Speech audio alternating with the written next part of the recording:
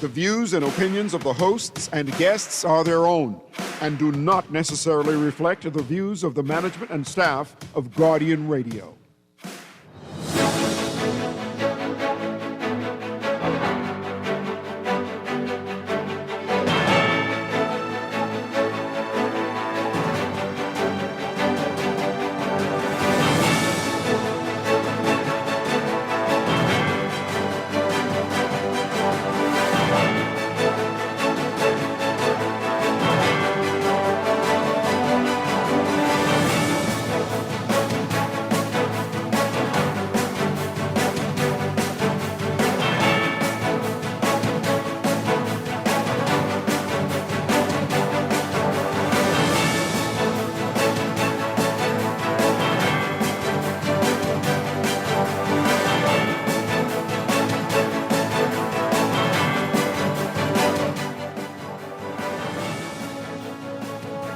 Good morning. The PLP launches its 2026 election campaign.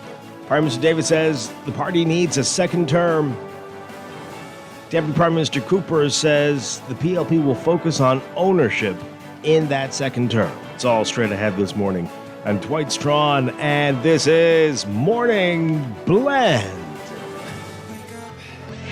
It's a new day. Wake up. It's a new day. It's the start of a new way. Don't you know that it's the start of the end of the old way. Wake up, it's a new day. Good morning again, Bahamas. It is Tuesday, February 17th, 2026. This is Morning Blend on Guardian Radio 96.9. Again, I'm Dwight Strachan. In a moment, Duquesne Dean will be joining us. Also this morning, we are counting down to 242 Day. 1 week away. We'll tell you all about it and how you can celebrate this year. And later in business, it's our monthly Chamber Hour series with the Bahamas Chamber of Commerce and Employers Confederation. We're meeting the new chairman today. That's all ahead, but first, it's time for the overnight, the latest breaking news from while we're sleeping, and the top national and international headlines this morning.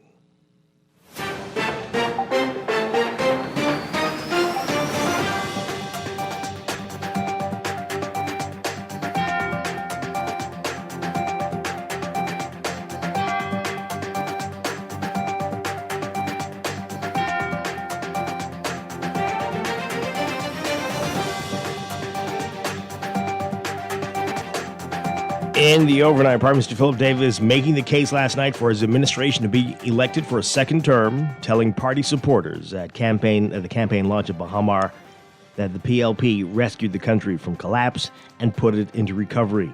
Davis highlighting some of the PLP's achievements this term, raising the national minimum wage, signing 60 industrial agreements with trade unions, and lowering value-added tax from 12% to 10%.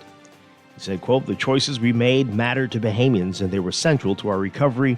In contrast, consider how them other fellows operate. After telling Bahamians they were against VAT altogether, they left all that talk in the dust and raised VAT the first chance they got."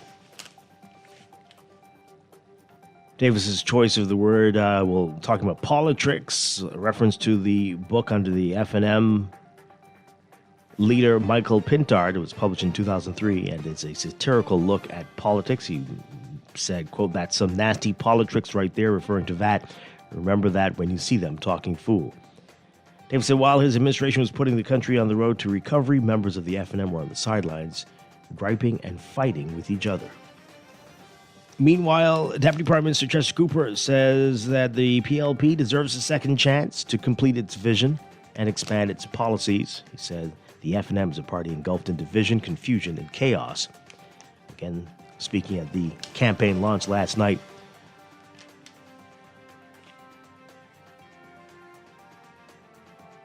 Cooper said the PLP was determined to build a Bahamas where you don't just work in the restaurant, you own a chain of restaurants. He said, quote, "We will not be left behind in the global digital economy. We are going to lead it." In other news, the Unregulated Communities Action Task Force demolishing a shantytown community off Allen Drive off Fire Trail Road. More than 6 unregulated communities in Eleuthera, Abaco, and New Providence have been leveled since the task force began its work. The demolitions, part of the government's ongoing efforts to eradicate shantytowns across the country. Chairman of that task force, Stephen Carey, said the community housed more than 30 people. A fire that burned at an illegal dumping site in central Abaco has been controlled after 5 days of burning. That's according to Marsh Harbor Fire Chief Danny Sawyer. Sawyer says that they authorized a bulldozer. A bulldozer was authorized, so the bulldozer came and cut a fire break. After residents complained about water supply problems plaguing communities in South Eleuthera last week, Minister with responsibility for Water and Sewerage Corporation, Leon Lundy, says that as of Friday, water has been fully restored to the affected areas. Starting February 3rd, there were frequent power outages that impacted the Tarpon Bay plant, which feeds both Tarpon Bay and Rock Sound.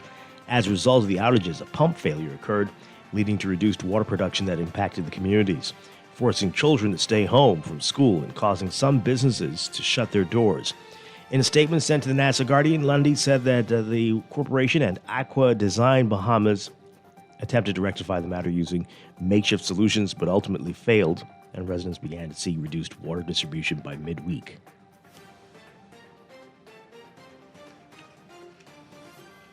After a video went viral on social media showing a brawl at St. John's College's Mardi Gras on Saturday, Anglican Central Education Authority Director of Education and Supervision, Alfonso Major Jr., says that the authority is investigating the matter. He said that the authority wishes to note that based on the information in its possession, no harm or injury was occasioned during the events being circulated on social media. The authority says it takes seriously any reports of incidents involving members of staff and any members of the public, whether on or off campus. It says the investigation will continue with the appropriate level of seriousness and due diligence. That video shows young people fighting and a police officer rushing towards an auditorium with an automatic rifle in hand. The video also shows a man putting his hands around a young woman's neck and move her outside the auditorium as people screamed, quote, "Why is he choking her?" An armed robber was sentenced to 12 years in prison after he accepted a plea deal. John Demerit admitted to robbing the Landshark Hotel of $511 on December 9th, 2018. And Justice Wilhelmina Archer Mintz imposed the agreed sentence. Demerit was already in prison, having been convicted of a web shop robbery in July 2025. Justice Franklin Williams expected to sentence Demerit in that case today. And a judge sentencing a confessed killer to 25 years in prison, causing his mother to break down in tears. By contrast, 25-year-old Slade Seymour did not show any visible reaction when Justice Renee McKay handed down the sentence. On May 26, 2025, Seymour pleaded guilty to the murder of Karen Thompson without knowing what sentence he would receive after plea negotiations between the prosecution and defense reached a stalemate. Seymour was working at a restaurant located in the plaza on Carmichael Road when customers complained about a panhandler outside. When Seymour asked Thompson to leave, he allegedly threw rocks at Seymour. Seymour ran after Thompson and stabbed him multiple times with a pocket knife. According to a psychiatrist, Dr. John Dillette, Seymour has been diagnosed with attention deficit hyperactivity disorder, manic depressive disorder, and polysubstance abuse of marijuana, nicotine, and ecstasy. Public defender Stanley Rowe recommended a sentence of time served with probation, arguing that incarceration would be inhumane because of Seymour's mental issues. The prosecutor, Timothy Bailey, argued that the sentence of 35 years was appropriate. Justice McKay said that she was satisfied that prison had the facilities to treat Seymour and sentenced him to 25 years. In prison, he will receive credit for time spent on remand.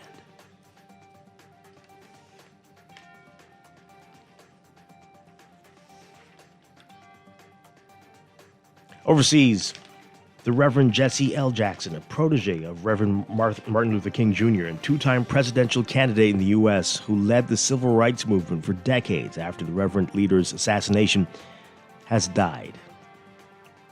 As a young organizer in Chicago, Jackson was called to meet with King at the Lorraine Motel in Memphis shortly before King was killed, and he publicly positioned himself thereafter as King's successor. Jackson led a lifetime of crusades in the United States and abroad, advocating for the poor and underrepresented on issues from voting rights and job opportunities to education and healthcare. He scored diplomatic victories with world leaders, and through his Rainbow Push coalition, he channeled cries for black pride and self-determination into corporate boardrooms, pressuring executives to make America a more open and equitable society. Reverend Jesse Jackson was 84.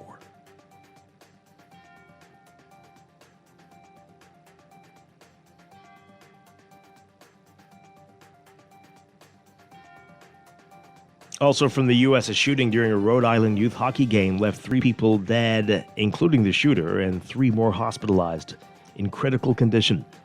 Pawtucket police chief telling reporters that someone helped bring a swift end to the violent scene Monday afternoon by intervening and trying to subdue the shooter, who was at an arena to watch a family member's hockey game. The shooter died from an apparent self-inflicted gun wound, noting that authorities were still investigating.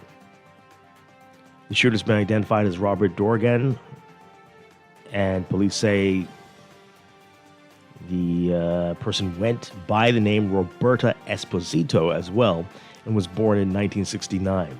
The police not providing further details about the shooter or the victims, except for saying it appeared that both victims who died were adults.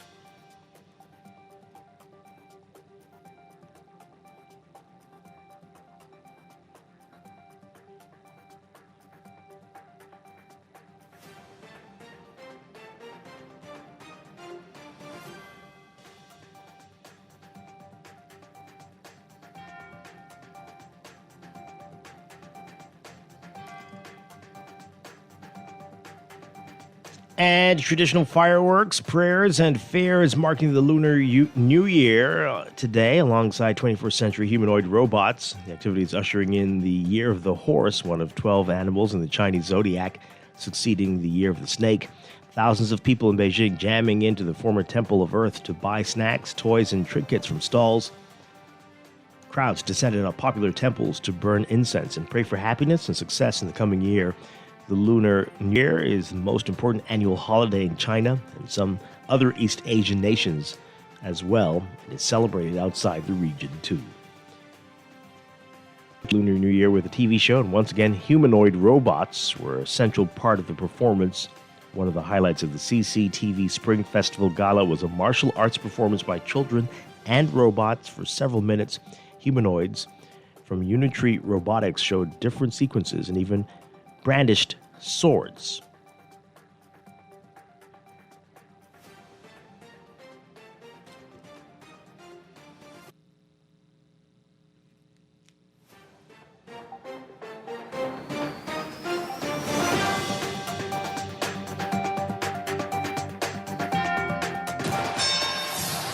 This is Sports Update.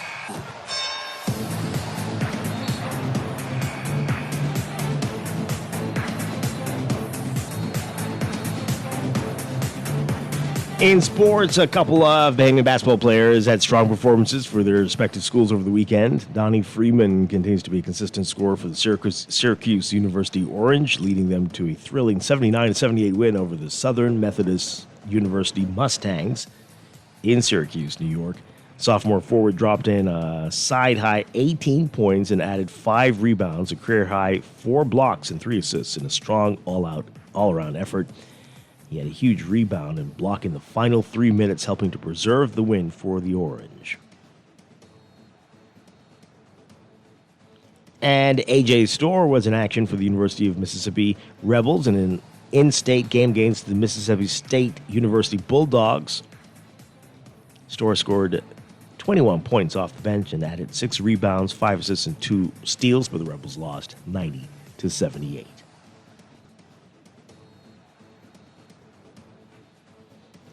And from the NFL, the Miami Dolphins releasing star receiver Tyreek Hill, ending the All-Pros 4-year tenure in Miami.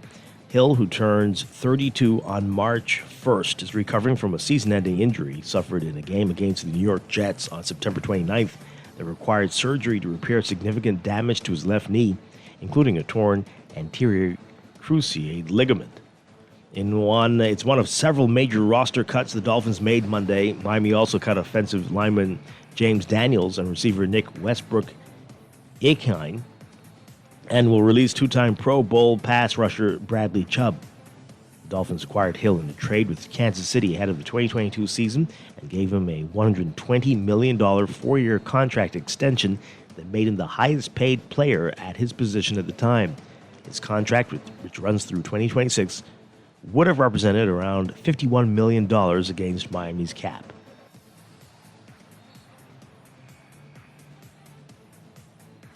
Meanwhile, Chubb spent the past 3 seasons with the Dolphins after being traded to Miami from Denver in 2022. He suffered a gruesome knee injury late in the 2023 season that required surgery to fix a torn anterior cruciate ligament and a whole lot more. Chubb had 11 sacks, the most he had in a season since getting 12 as a rookie in 2018. That was during the 11 sacks was during 2023 before the injury. Last season, Chubb's 8.5 sacks led the team. He represented a $31 million cap hit for 2026. Dolphins still appear undecided, though, on their quarterback, Tua Tagovailoa. That's sports, and that's the overnight. Time for your first look at weather.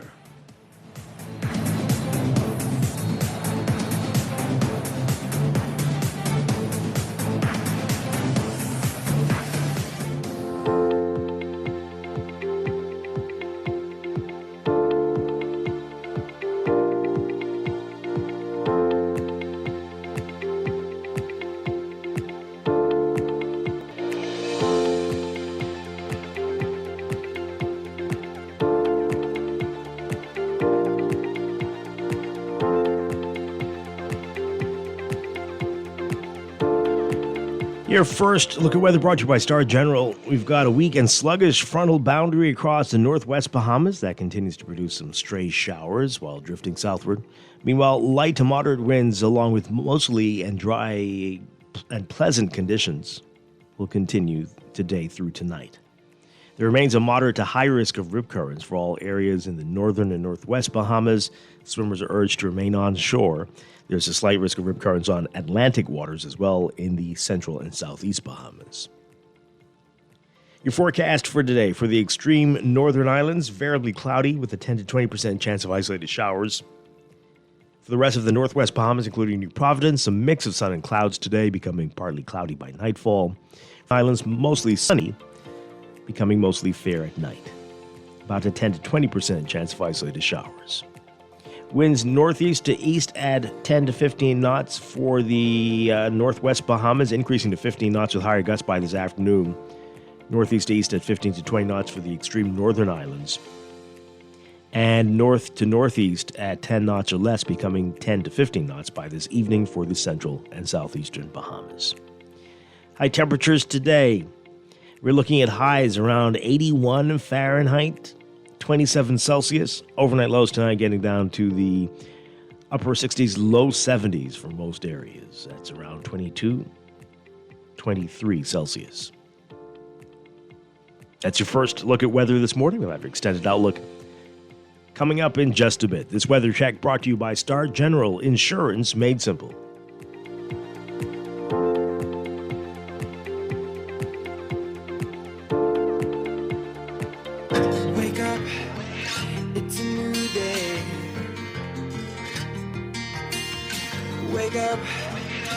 It is time for a break, but when we come back, we're discussing the day's top stories right here on Morning Blend on Guardian Radio 96.9, your home for fresh news and smart talk all day. Wake up, it's a new day. Wake up, it's a new day.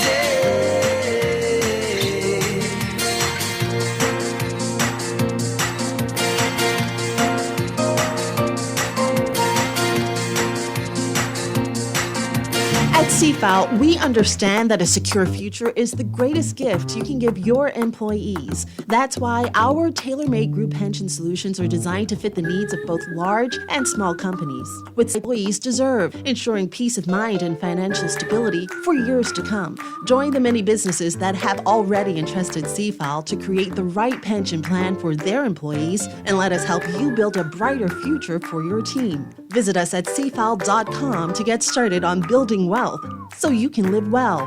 CFAL, growing wealth for future generations. Looking to elevate your gadget game, or a tech trouble simply slowing you down? Escape to a world of innovation at Custom Computers, your go-to store for the latest cutting-edge tech. Whether you need to upgrade your life with the best from Apple and Windows, or your device needs a little TLC, the Custom Computers Know-How Store is the destination for unbeatable expertise and quality repairs. With 2 convenient locations, there's a Custom Computers near you on Patton Street in Palmdale and Cades Village, or call 396-1100. City of Miami Gardens presents JITG Music Fest. Janae Aiko, Ludacris, Ashanti, Nelly, Glorilla, LMA, Maya, Show, D Nice and Friends, featuring WV, Donnell Jones, Case, Sunshine Anderson, and Kenny Burns, Isley Brothers, El DeBarge, Stephanie Mills, and so many more. March 7th and 8th, Hard Rock Stadium. Tickets and info at jazzinthegardens.com. Jazzinthegardens.com. For over half a century, Hongxi has been reserved only for heads of state and world leaders. It wasn't just a car, it was a privilege. Easy Car Sales is proud to bring that distinguished heritage to the Bahamas. A new era in luxury electric, rooted in absolute prestige. It's for the few who demand freedom from the gas pump and first-class craftsmanship. Visit Easy Car Sales to see if you're ready for a taste of royalty. Use technology to bank the way they want you to? Your convenience is important. So no matter what your banking needs, Commonwealth Bank's friendly staff are always available in branch for that personal one-on-one service. But when you choose technology, our online and mobile banking app offers you state-of-the-art functionality. The choice is yours. Commonwealth Bank. Bank the way you want. You try to rest, roll with the best. For all your printing needs, there ain't no one better, no. For posters and banners, magazines and flyers. For window decals, greeting cards and newsletters. No job too big and there's no job too small. You name it, we can print it. Just give us a call. Let Print Masters bring your masterpiece to life. Located in the Nassau Guardian Building, telephone 302-2361. No one likes a fender bender. Oh, man. From a little scratch to a full mashup, Anyway Insurance has got you covered with auto insurance tailored to fit your needs and budget. For affordable rates with free on-site accident assistance, visit us online or in branch and just ask us. Anyway Insurance. Ask us because we've got you covered. Every day in a busy world, we have to do so much. Bank with CIBC and get that personal touch. Share your ambitions, let us help your dreams come true. At CIBC, you're at the heart of all we do. We're on your way, we know the way you feel. CIBC, ambitions made real. This is Guardian Radio 96.9 FM. Fresh news, smart talk, all day. Wake up, it's a new day. Wake up, it's a new day. It's the start of a new way. Don't you know that it's the start of the end of the old way. Wake up, it's a new day. Wake up, it's a new day. Welcome back to Morning Blend on Guardian Radio 96.9. We are streaming live on GuardianTalkRadio.com and on the Guardian Radio app for smart devices. Also on your televisions on Cable Bahamas, Channel 969, and BTC Flow, Channel 612. You can tweet us at MorningBlend969 or Facebook.com/MorningBlend969. Text us 422-4796. Standard text rates apply. Once again, I'm Dwight Strachan. Joining me now, Duquesa Dean. Duquesa, good morning. Good morning. Good morning, Dwight. Good morning, Bahamas. Happy Tuesday. Great to have you with us. Happy to be here. A lot to talk about this morning. A lot going on here and abroad. We're going to get into all of that. Also this morning, though, the countdown is on to 242 Day. We've been talking about that for years now. And it's almost time. Almost time to celebrate this uniquely Bahamian day. It's 1 week away. And what are you going to be doing? We're going to be talking about that this morning. And you're going to hear a lot about that over the next few days. Okay, cool. I'm going to be having conch salad. Yeah, excellent. That sounds like a great idea. Great idea. Also this morning in business, we're going to be the new chairman. And we have a lot to talk with them about this morning. The chairman and the CEO will be with us this morning. So that's all ahead. But let's begin with what else is in the news.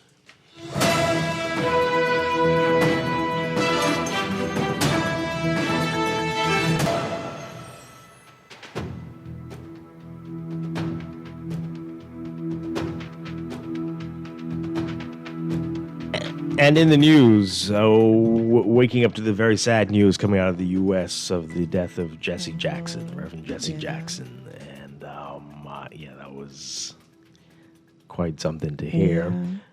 Died at 84. Wow. And, he lived well. Yeah, definitely a trailblazer. And leaves a great legacy behind. Indeed. I remember as a child when he was running for president. At the time, did I think it was outrageous? Probably did. I'm trying to remember, or maybe I didn't realize how much of a problem it would be. Maybe that. I can't remember if I thought it was. I thought it was brave. Yeah. I mean, I saw how the adults were acting about it. Like, why are they acting like he has no chance? Right. And then later came to realize how amazing that was, and he did pretty well at first in '84. All the articles and the news reports this morning reminding that he won quite a few of the delegates, and looked like he was going to be an upset, but that was short-lived. But of course, blazing a trail, probably inspiring people like Barack Obama and many others. Yeah. And inspiring people in the Bahamas as well. I agree. Indeed. I mean, you could have just shirked away and stopped civil rights movement work once Dr. Martin King passed away or was shot or assassinated or whatever, but instead continued to forge on, which shows courage and fortitude. Absolutely. And straight to the end. It never stopped. Absolutely. Never stopped. And reminded this morning that he not only civil rights issues but other hot issues around the world, brokering peace and being a mediator. He was vocal. Yeah. So the world has lost a great man, the Reverend Jesse Jackson. May he rest in peace. Indeed. If you want to send messages or call in about that, you can. You can text us 422-4796 or call in 323-6232, 325-4316, 325-4259. Call us toll free 242-300-5720. He wasn't the first black man to run for president of the United States. Who was first? Apparently Frederick Douglass. No. From what I was looking that up this morning, and that was the 1800s. Wow. But he up to that point, the furthest anyone got. Yeah. Trailblazer. Yeah, absolutely. So a lot happening here in the Bahamas as well. Always a lot happening here in the Bahamas. The PLP kicking off their campaign last night. A big event at Bahamar. Huge crowds. Packed that ballroom and on the outside. I don't think there was breathing space. And the Prime Minister making his case for a second term. The deputy prime minister says they will focus on ownership and in their second term, not just employment, but like home ownership. Like no, what type of ownership? businesses, just empowerment. Okay. That's what's coming. So, did you watch it last night? I know Duquesa is the early bird. You here. talk my business, right? But I stayed up. What do you make of it, folks? Not every candidate spoke, but we saw every single one of them. They marched everybody in, and everybody has a jingle. Everybody has a song. Everybody has a song. Yeah. Their PR machines work.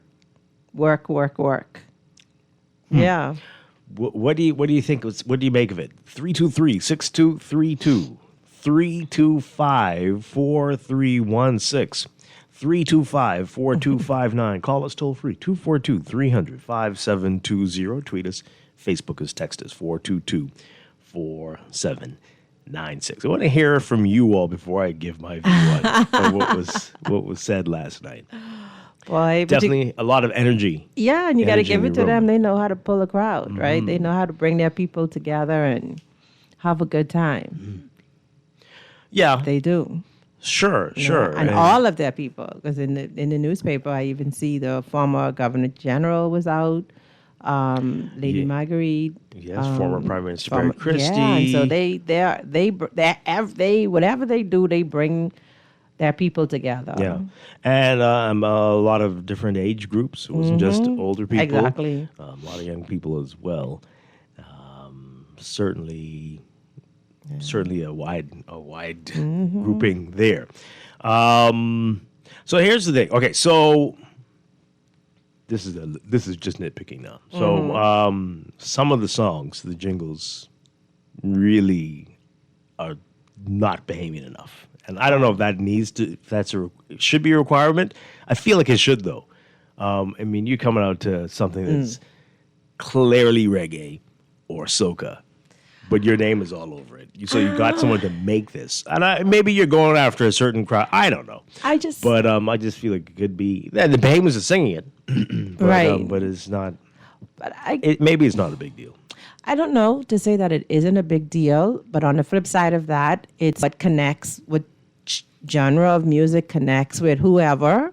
And maybe the decision is made from, okay, well, these people like reggae or these people like whatever. Sure. So, right.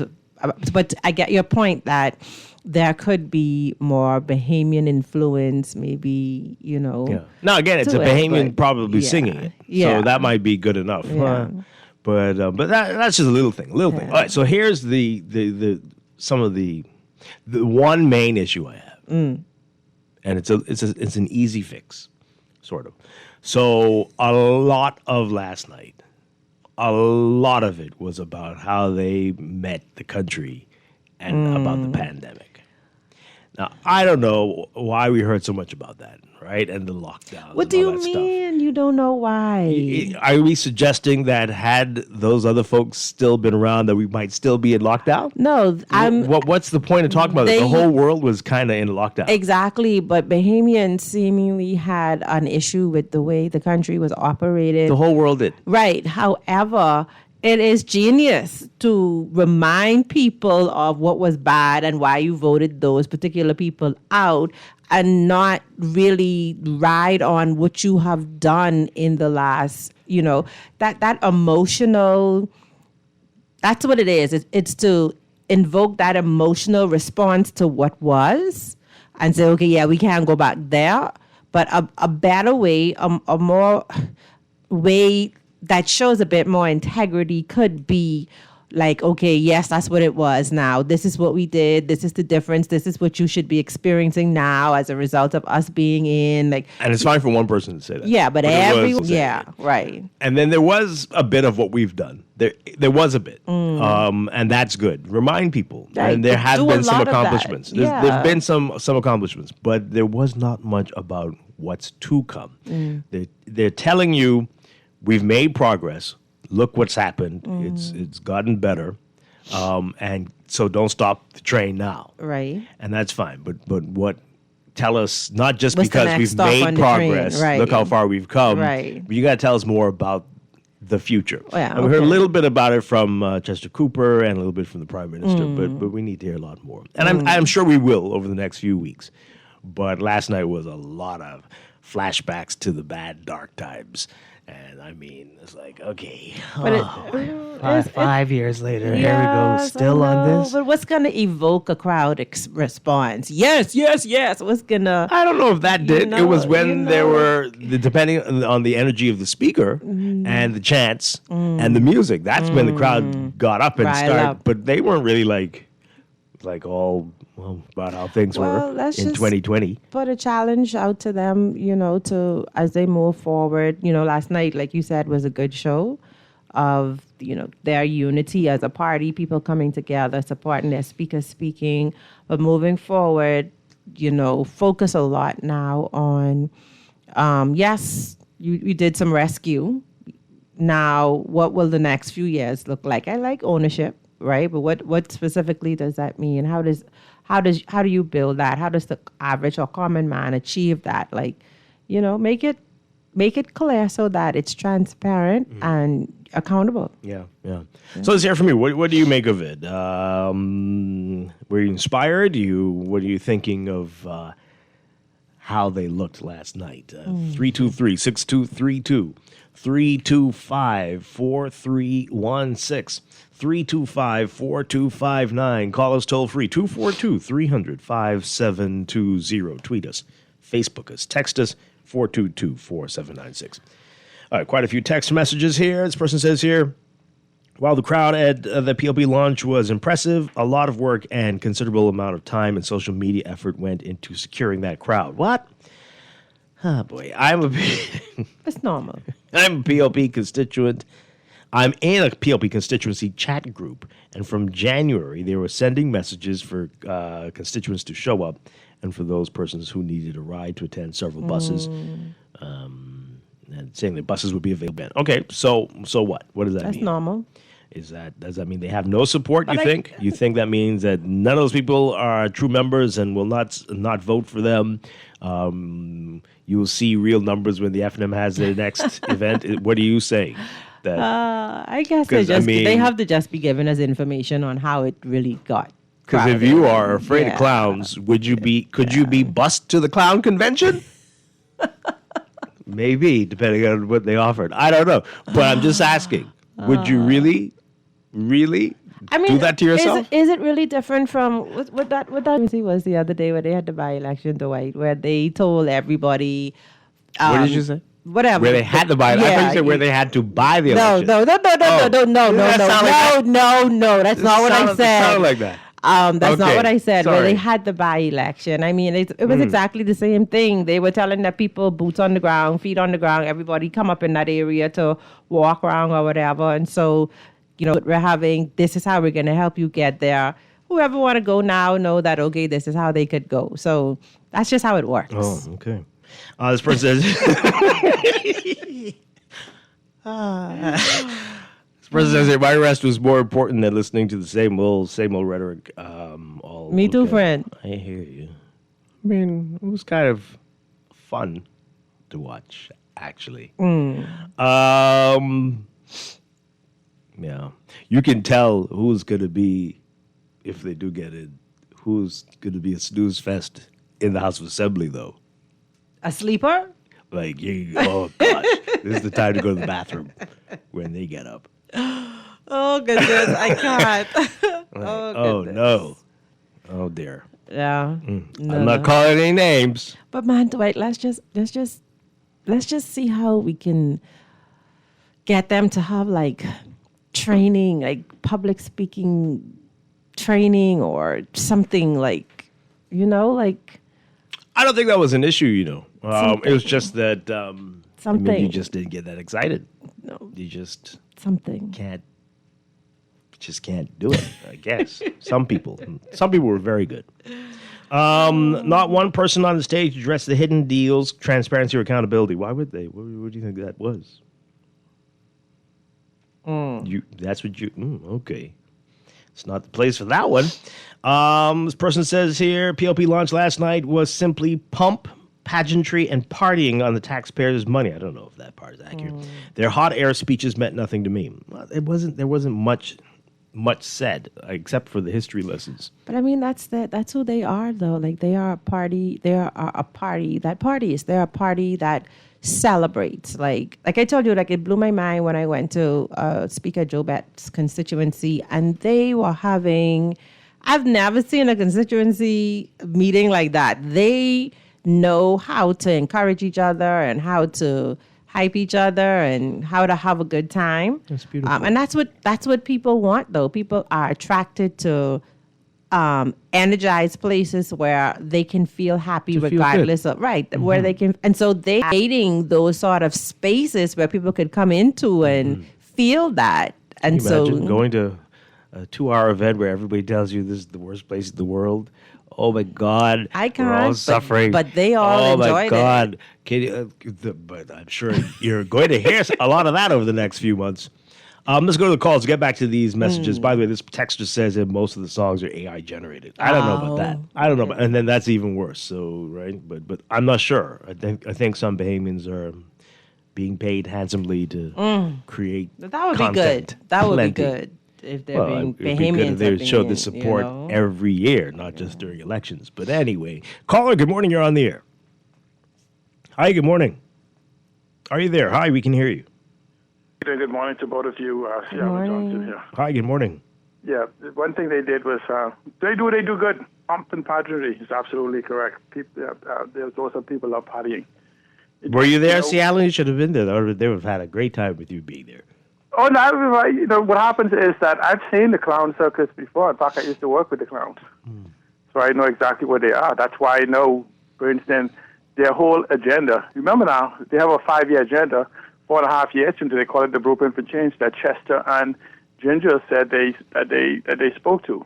And did you hear them talk about the things that they accomplished, like the ease of doing business, the new tourism model, the debt management that they said they would follow, the framework for the blue economy, the Bahamas air changing, the immigration soft, the cannabis industry, the green economy, the sports and paradise, the digital economy, the digital revolution. Hey, it's only the launch one. They got more to come. No, this is the point. But Funny, but this is right. This is what they haven't done yet. Mortgage rent relief, homelessness. But they talked about homelessness. No, I know. That's what I'm saying. That's all they've done for 4.5 years is talk. See, they was up from the pandemic numbers, which is easy to do, right? Right. Yeah, that's the point is, the heavy lifting. There's one thing, you see, the problem with this version of the PLP since 1992 is their wait to show up in gardens that's already been planted. So when the trees punch through a thing, they says, look how beautiful this garden is. The problem is that when it comes to actually growing, Dwight, the Prime Minister mentioned something very, very important. Do you know that it's been 3 years, a little over 3 years since AI came to the public domain? And now the Prime Minister at this economic conference and even last night mentioned AI. The very thing that he talked about AI is impossible. And here's what I would do for anyone. I challenge anyone in the country, not just PLP, to name one digital initiative that the Progressive Liberal Party has accomplished in 4 years. One, just one. But Dwight, you and I talked for the 4 years about broken education, broken institutions all across this country. Did you hear them talk about fixing one or the path forward? They're trying to get us to forget the 5-year contract that they already have with us, that they don't want to talk about us. This is where you say, look, remember the Blueprint for Change, how much, what is it? 30, the booklet itself was 39 pages, but the document itself, I think, was 50 pages or something when you count all of the insert and everything. Why didn't they spend the time going through that, telling us what it is? Mm-hmm. Because they don't want us to talk about these 55 pages of document. Right? We as a people must judge people on what they have accomplished, not what they intended to. Because, Dwight, do you know I only missed the lottery number by one? So you could talk about all of these different things. Well, like I said to DeQuest earlier, I mean, it was a little too much of pandemic talk. Because they haven't done anything since the pandemic, so they have to go back to the pandemic. Mm-hmm. See, if you imagine that they could have walked even 1 year into the future, you think this is the people who said they were going to pass anti-corruption legislation within the first 100 days, right? That's what they said. And this is part of the reform. They said they're going to come up with a family island in the Melville plant where there's going to be one for every single island. Dwight, I asked people to go back to the blueprint for change that they highlighted last night, but they highlighted it to act as a form of distraction. Yeah. We have not, but let me just say this right. Think about this. We are in the greatest transformation, global transformation economically and technologically around the world. And the one thing the Prime Minister made emphasis on is AI for the last week. It's a new thing. It's something that the acting Prime Minister just discovered. Okay? And so now they put in these speeches. It requires energy. It requires a digital infrastructure. It requires accomplishing the digital divide. All of these upskill and digiskill and all these things means nothing if you're preparing people for yesterday. Right, do you know the thing about tomorrow? Do you know the thing about yesterday, today, and the future? You don't talk about the future. You build it. Okay. There is no strategy for building the future, accelerating the two various economy models that we have that we can go into, job creation using technology, bringing young entrepreneurs into the market, fixing the home ownership. They're tearing down shanty town like crazy. Did you know what they said? We built 140 homes. They've torn down 140 homes last week. Okay. But where's it going? There's a balance. There has to be more than just activity. There has to be action. There has to be deliverables. And I shouldn't even call an election. They should just quit. Thanks. Wow. Okay.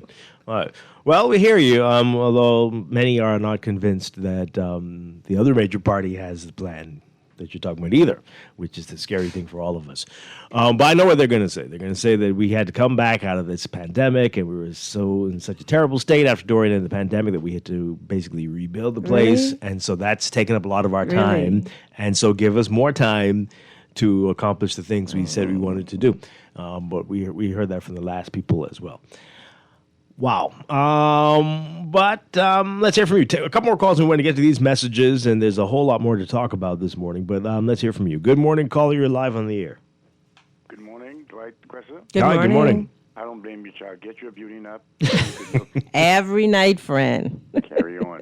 When you get up at 12, you start your day, and those people who get up at 6, you weird. But listen, it's a waste of money, in my opinion, when you consider the needs that we have in this country.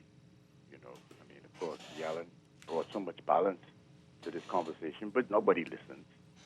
But where does the money come from to host these events, which is probably going to cost between, $2 and $10 million? The donors, those who will show up after the election and say, now, okay, fellas, don't forget, I put you there, I tell you what to do. And the Bahamian people need to fully realize this cycle that we continue to go in, because they really don't swear allegiance, like I said before, to the Bahamian people. Look and see who they actually are being employed by, not the Bahamian people. So it's a waste of time and money. But even though we like to be happy, and I guess we'll be happy straight to hell. Wow. Okay. Well, you see, Wow. Straight to the hell. bomb dropped right at the end there. My goodness gracious. Okay. Good morning. You're live on the air. Hi. Good morning. You're live. Hey, good morning, Dwight. Hi. And who you have, DeAndre, Jude? DeQuesta. DeQuesta, sorry. Morning. That's just, sorry. How you doing? Hey, Dwight and DeQuesta. That circus last night, it reminded me of 2021. 2021 election, right?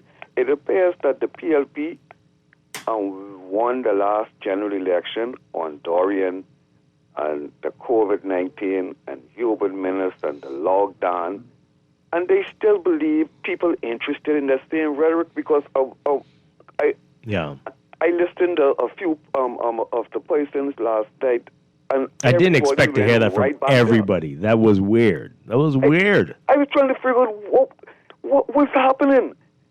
You really believe? And thank God we didn't have other catastrophic event while they were in power, right? Because that would have been added to the list. oh, well, we had a hurricane in 2023 or a hurricane in 2024, and we had to do this and we had to do. Hey, it was ludicrous, but I don't know if the people them saw it the way I saw it, but we don't need to be talking about no Dorian and no COVID-19 from 5 years later. Mm-hmm. And it appears, like you said, most of our leaders, once there was a catastrophic incident, right? They always go back to that. Yeah. They always. I mean, we had minutes, or we said, well, he had a this and he had a hurricane and he had a COVID-19 and this and all of that, and then the PLP come and they jump on that. Oh, well, it was a COVID-19 and Dorian. And the people was locked down and they couldn't go outside. And I said, what's going on? Yeah, it's crazy. It's like they really think, keep Menace out of here because he'll lock you down again. I don't know. But I hope they're listening. So next time, ease up on that. Just talk about what you've done and what you're going to do. And mean it. That's important because, as people are saying, there's a lot of talk, but mean it too. But we remember. We will never forget.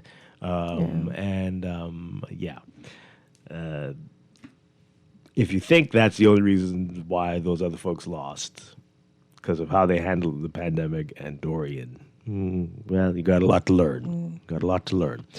One more call. We need to get the messages. Good morning, caller. You're on the air. Caller, good morning. You're live. Good morning, Dwight. Hi.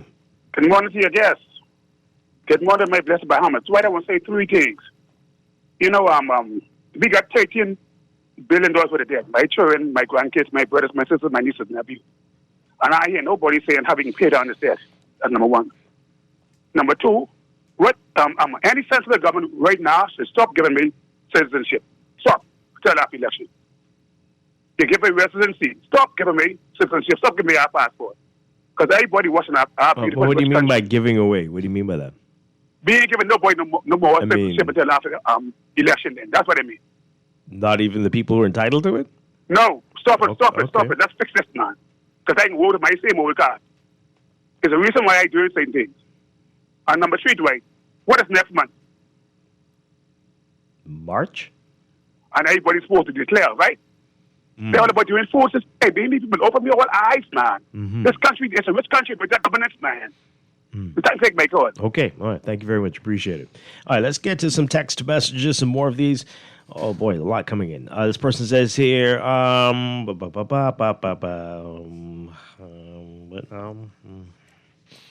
okay, there. Woo. Wow. Playing more foreign music at what should be a Bahamian event is indicative of where the country is headed regarding its people. Okay, so again, it's not that it's foreign music. It's just that it's foreign genre. All right, the lyrics. Everything is about every candidate had a song, and they're all mentioned in it, or the constituencies mentioned in it. But some were reggae style, some were soca style, some were right. But okay, sure. I just wish I could shake sense. Okay, I wish I could shake sense into the Bahamian people so they can demand more from these politicians. The bare minimum is what we get. Jewel of the Caribbean, they call us. But the people punishing the places dirty and run down, taxes and no economic infrastructure or social growth. Y'all got to want more and better in this country. The PLP is exceptionally crafty at concealing corruption and making it a mystery. They use legalese to oppress when you fight against the system. Very dangerous organization. That's a text. Okay. This harkens back to the Christie era, huge rallies, and in the end, Bahamians said no thank you. Not one person on the stage addressed the hidden deals, transparency, or accountability, creating an alternative universe. Okay. The main reasons why I never vote, okay, because the parties like to do for friends and family first in the first 5 years and then try to convince people to give them another 5 years afterwards. Why can't it be the reverse? Okay. A lot of partying, but in reality is the more people we need need more help than ever. Ask social services. Okay. Well, the cost of living is continuing to rise, yeah. I did not even waste my time watching those bunch of fake clowns, until the PLP deal with FOIA, illegal immigration, what's that mean? And they hang the murderers. I don't want to hear anything from them. Okay. Well, I mean, until the PLP, who has dealt with any of these things, right? So I guess you'll never vote. That's the one who said they didn't watch. Yeah. Oh, they didn't watch. Okay, that's a different person. This practice says the PLP is solid at winning elections, but failing at governing. Money on the ground, so every political troll, prostitute, and blind loyalist was in attendance at the convention. Was it a convention? It felt like a convention. It was a big line. But it was, yes. Yeah. Remember, they flew in people in Grand Bahama's by-election. Free food, drinks, concert tickets, the works. Bahamians like free things, so you will always have a big, lively crowd. But Bahamians are known for not being loyal and will still vote you out. Did the PLP speakers mention anything about real local government? Oh, please. When? Where? Who? You just knew how to start Dwight up this morning. What do you even mean by that? Mentioned it how? Like to laugh at it? What? That's hilarious. Why would they do that? Anyway, I have a cousin who lives and works in Boston. They've had local government since 1630. Everywhere has local government, but thus, real local government. Okay. Bread and one political strategy of providing free food and lavish public spectacles, gladiator-like combat and chariot races to appease, distract, and control the masses. The games were essential to prevent political unrest, and they kept the large, often unemployed population in Rome entertained and distracted from poverty, corruption, and high-level politics. Nothing much changed, eh? Well, human beings are consistent. If nothing else. That's yeah, boy. I do find it odd that they've been in power for 5 years, and their campaign is based on what they won in the last 5 years. 5 years ago, they're fighting themselves. Yeah, they've got to move on from that. They really, really do. We can't. I mean, like I said, one person could set the scene, set the stage, but everybody who came up can't be talking about the same thing. It's like, let's remind them of these bad things or all of this that was happening that we rescued them from, so that they know you can't go back to that. Like, honestly, it's... How would you feel if I put on loop all of Ministers, my fellow Bahamian speeches? I enjoyed some of them. Really? All right, so the question is a strange lady. Let's just say that. I mean, can we just put it... Can we take it a little bit more to the core and just make the statement that a lot of people seem to like partying and, like, I guess a text or a caller said, the free food, the good time, and that's enough. Right, but does that mean they will vote for you? Well, some of those same people are going to be at the next F&M thing. It's consistent. It has consistently been enough. Like, what do most parties win on? Those are they, when you go into a general election, is it really based on what you're going to do, or is it just really the hype? Because everybody knows what's going to happen. You're going to get in whoever you are, and it's going to be pretty much the same rhetoric, right? It's going to be... Not necessarily. Because whichever party is in, like, That's how it's been of late. Right. This is the challenge that I have of late, that... but we haven't had a two-termer in a long time, so we don't know. Which is another issue, right? What this could look like. But if you get your first 5 terms and you begin to, that's what I mean, years, and you begin to demonstrate that you can do more with 5 more, chances are, like, you could get 5 more. So the topsy-turvy is a challenge, and the fact that a lot of it, all this rallying, all this partying, all this drinking, all this eating, all of that, like, is it really? Can we change it? Can it really be different now? I mean, plenty of people don't go to those things. I know, and are not swayed by that. No, but plenty of people are. Well, many people are. You think? Are they voters? Will they vote? But see, that's the power too of social media, Dwight. You go and you put the appearance of something that looks healthy, that looks happy, that level. You are using this video, these resources to relay a particular message that, okay, success is here because you've put out that this is what success could look like. And that sways some people. Right. So we definitely need to have a whole revamp of how people are elected. All these bunch of clown things that they need to be put aside. Well, you got to talk to the people. Right, but do you have the party to do it? Like, do you have to have alcohol? Do you have to have? You have to talk to people to look within and say, well, why are you attracted to this? Why are you voting based on the numbers you see at an event?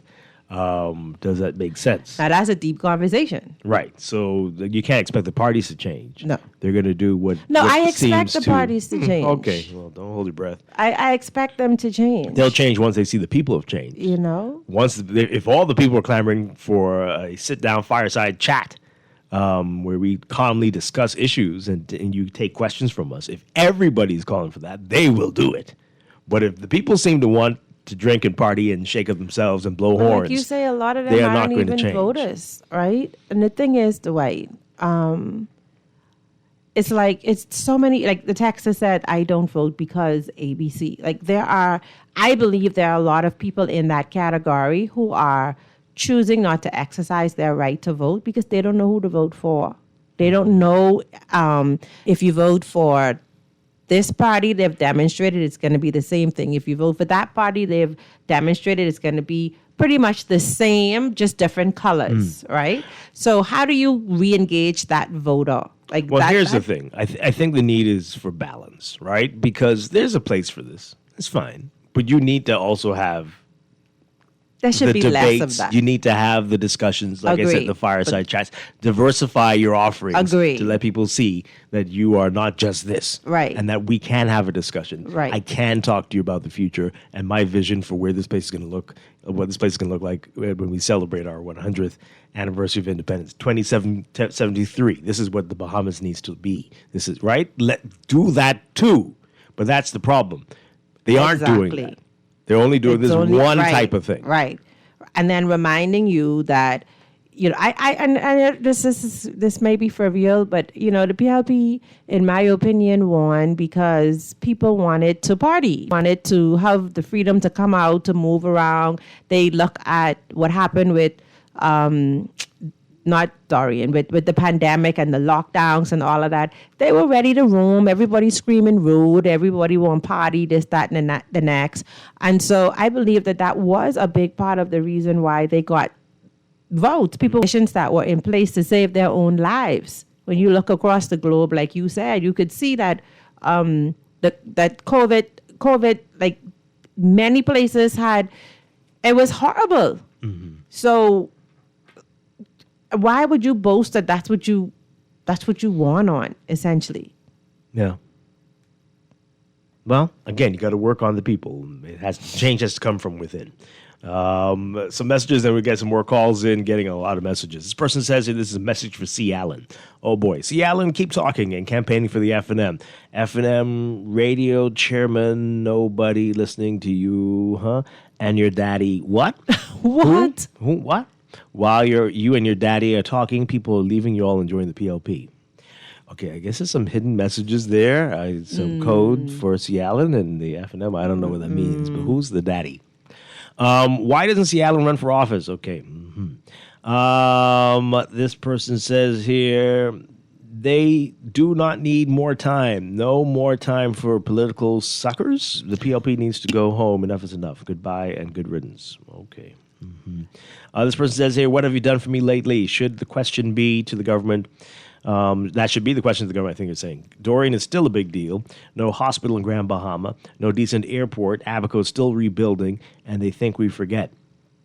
Exigency taken away, and people in Grand Bahama haven't recovered economically. Failed governance. We as a country will feed ourselves when the big bully to the north decides to tell his people don't visit us. Okay, we need more than just tourism jobs. Okay, why would that happen?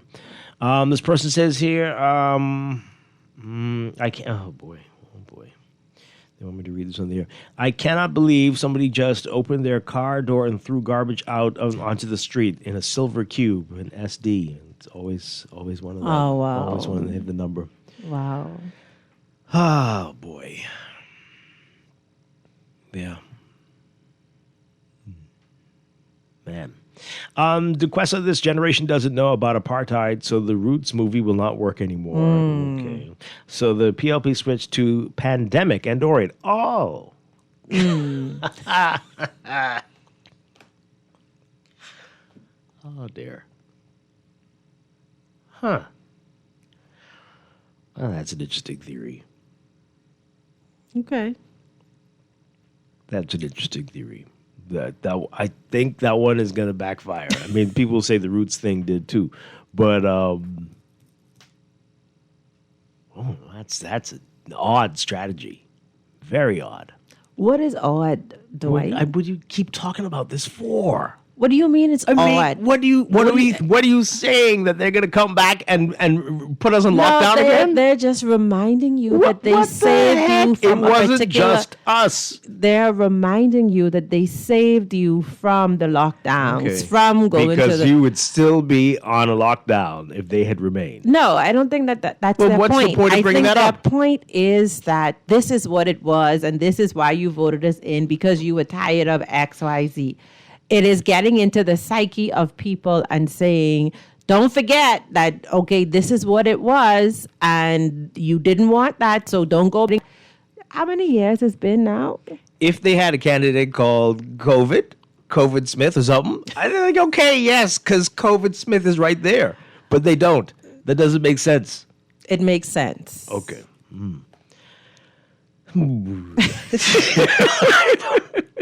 It makes sense to the people that it connects with. Okay. We'll see. Right. Now, I advise you to move away from that. Now, I do too, right? But it's just for me, I'm just surprised at the text messages this morning, because for a room full of people last night, where are the advocates? Why aren't they texting in? Like, where are the people who are Advocates for what? For them, and what their methods or whatever. Like, oh, they have us on a blacklist. Oh, yeah. Okay. I'm sure. Sorry. Telling the PLPs not to listen to that station. Oh. 323-6232. 325. You've conjured up. Anyway, 325-4316. 325-4259. Call us toll free. You're going to regret this now. 242-300-5720. Look what DeQuesta did. Caller, good morning. You're on the air. Good morning, Dwight. Hi. Be a guest. Hi, good morning. My only takeaway from everything is I don't understand how when persons are asked. I saw a clip from the news when the leader of the opposition asked Minister Colby, about some questions regarding the BPL loan. She couldn't answer. Then he asked her, would this be purported on coming financial budget, or in June? She could not answer. She tried to defer the question to the Prime Minister. Then it was interjected by the Speaker, who still didn't allow the Prime Minister to speak. But then they had a big rally, and they have so much to say on these rallies that don't give us no information regarding what's going on. I don't get it. And then looking at all the fanfare around it, the coverage, the media coverage, there's nothing in the Constitution, Dwight, that says that in order to enter into politics or to run in the country in an election that you have to join a party.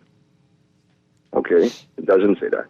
So to see all this fanfare and all this attention that these parties are getting, in my mind, I'm thinking, why are we controlling the narrative and the decisions of our voters? You think that's what's happening? We're supposed to be unbiased. I'm not understanding you exactly, though. I mean, what I'm saying is, if you follow the reporting over the media, all media houses over the last 2 months, from January to February, you would be able to conclude that there's only one script that we're running with, and that's either vote for PLP, FNM, or COI. Nobody else's voices matters. Nobody else can run the country. It seems like you're only pushing the vote for the party or the leader you want to run the country, and so you automatically have to vote for their candidate without truly looking for persons to disclose what their plans are and allow all voices to be able to express what their plans are for constituents and the constituencies that they're looking to run in. So That's constitutional. I have a little question, though, because I think I'm not 100% clear on the message that you're sending. So the PLP is having events that the media is covering, the FNM, the COI, they're all having these public, right? Are the other people who are running that are not attached to parties having those sorts of conversations and inviting the media to cover it? Because the media comes by invitation. So I know. Are those people events and inviting the media? I can't speak on other people, but I can speak on me. I've invited the media. I've spoken. I've written to the media to allow myself to express my views on certain things that the media cover, and they seek political figures to respond on, and it's always been a closed door. That's why it always prompted me to speak. I just had a conversation with Urka about the media attention and the narrative that I think is being spun in terms of me as a voter. Because outside of a candidate, I'm also a voter. And as a voter, if I'm looking at, okay, what else is in my constituency in Gardner? There's only Rick Fox, there's only Boleg, there's only the COI candidate that is running? Come on. We have elections, last elections, that shows persons who ran outside of those parties. Come on. I can imagine how challenging it is. Good luck to you. Yeah. Keep calling us, though. And, wow. This person says, good morning. Great party, great launch, great convention, but nothing else. I saw an old 75-year-old man who failed last night to close the deal. What? Who are you talking about? Oh, man. Wow. Okay.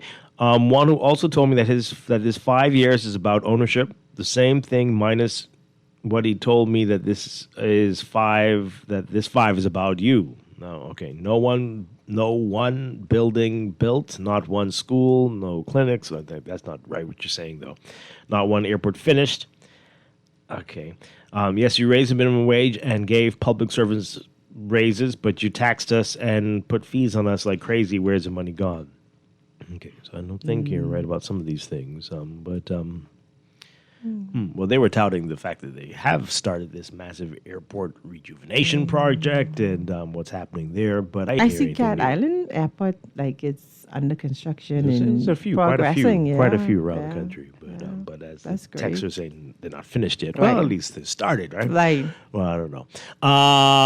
Okay, interesting stuff. We got a whole lot of more of your messages coming in. We'll get to those, but there's a lot more to talk about in the news as well. We'll get to that on the other side of the news. This is Morning Blend on Guardian Radio 96.9. Stay with us.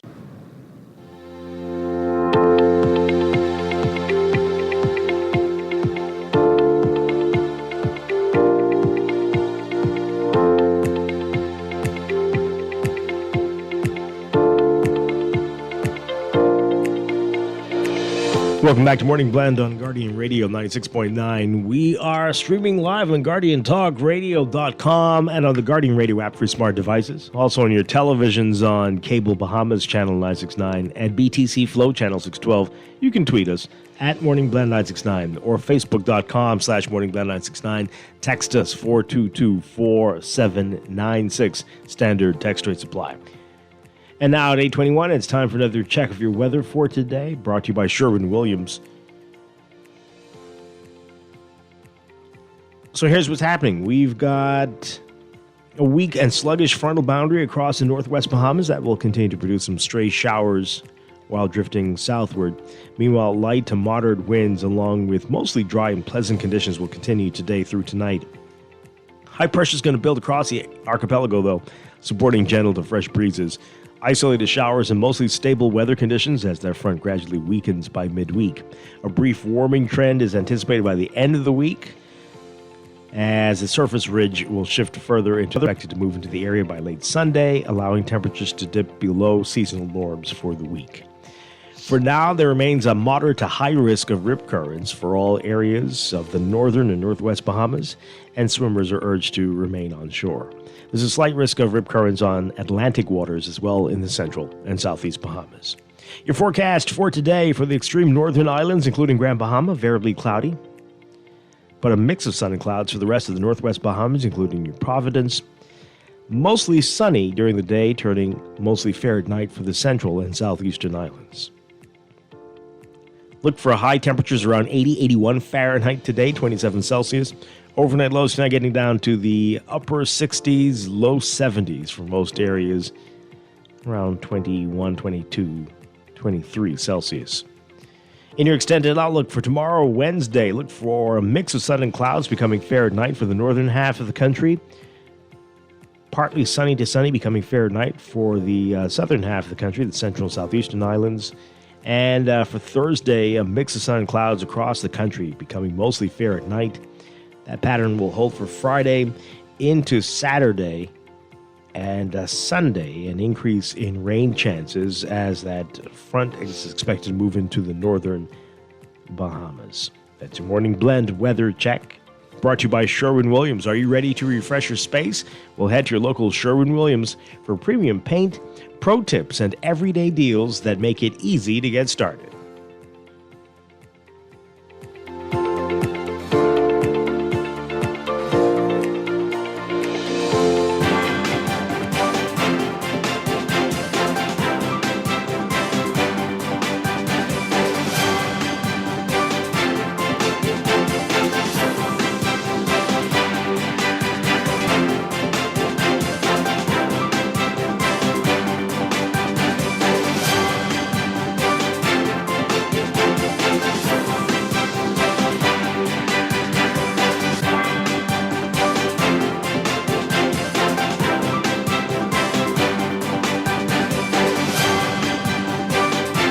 8:24, time for a check of traffic brought to you by Easy Car Sales. Easy Car Sales is inviting artists to design a full wrap for the new Hongxi all-electric SUV. Create your mobile masterpiece and enter the electric canvas competition to win $5,000. Visit easy24.com to find out more. And in your real-time traffic right now, we've got a number of hot spots for you. We've got Milo Butler Highway, as usual, heavy traffic for you from Fire Trail straight up to Tonic Williams-Darling Highway in the northbound lanes. Traffic's going to be backed up along Tonic Williams-Darling Highway as well. Multiple directions. So that's westbound towards that roundabout with Milo Butler Highway, eastbound. And you're going to be seeing slow-moving traffic all the way on Harold Road up to John F. Kennedy Drive. So keep that in mind this morning. Back to Tonic Williams-Darling Highway, you're going to see that near Bahamas Games Boulevard, that slow-moving eastbound traffic right now. Over on Gladstone Road, we've got pockets of slow-moving northbound traffic all the way up to JFK and Bahamar Boulevard, and JFK near Theodore Lane, seeing some slow-moving westbound traffic. On West Bay Street, we've got heavy traffic for you near Saunders Beach as you move eastbound near New Providence Highway. Slow-moving traffic near the Six-Legged Roundabout, especially on the John F. Kennedy Drive side. That's eastbound and southbound on New Providence Highway. Then we've got Blue Hill Road, as usual, very slow-moving northbound traffic, but also southbound if you're near Soldier Road and Carmichael. And then northbound traffic is going to extend all the way up to Independence Drive. Independence Drive backed up both directions, west and eastbound. Manageable, though, on the, backed up both directions. And then we've got Blue Hill extending up to Corridor Avenue, slow-moving traffic there. East Street also busy for you near Soldier Road. And then there's Prince Charles Drive, with heavy traffic flowing into Robinson Road near Soldier, straight up to Marathon if you're heading westbound. Eastern Road also slow-moving traffic from Fox Hill to about Johnson Road. Those are your hot spots. That's your real-time traffic and your morning blend traffic alert. Also brought to you by NUA Insurance Agents and Brokers. Need cover you can count on? Well, you can buy motor insurance your way. Stop by your nearest branch or visit nuainsurance.com. Simple, secure, and ready when you are.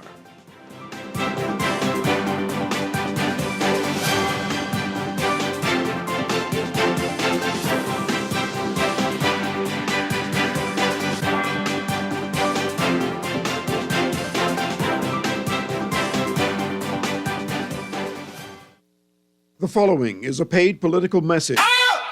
Kalani, whoa, hey, Kalani, oh, the future is brighter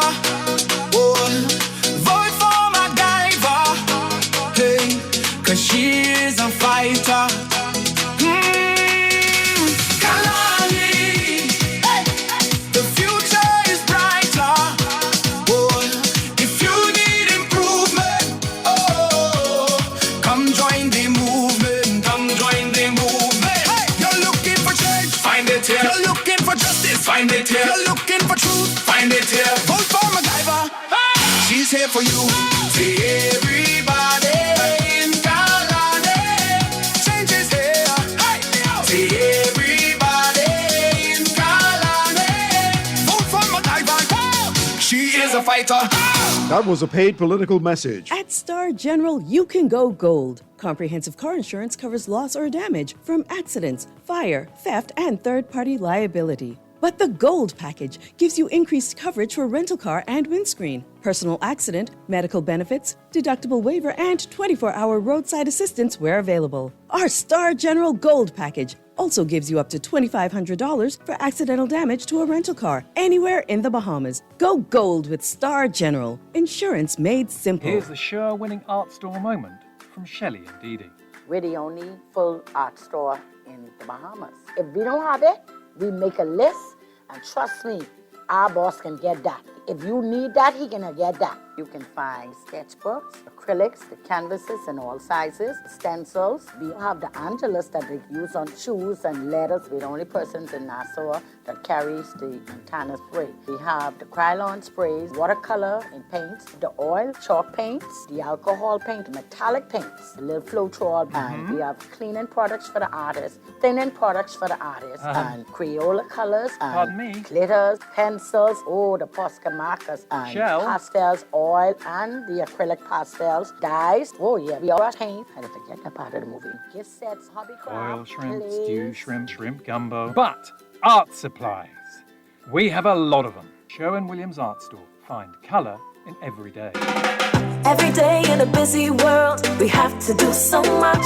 Bank with CIBC and get that personal touch. Share your ambitions, let us help your dreams come true.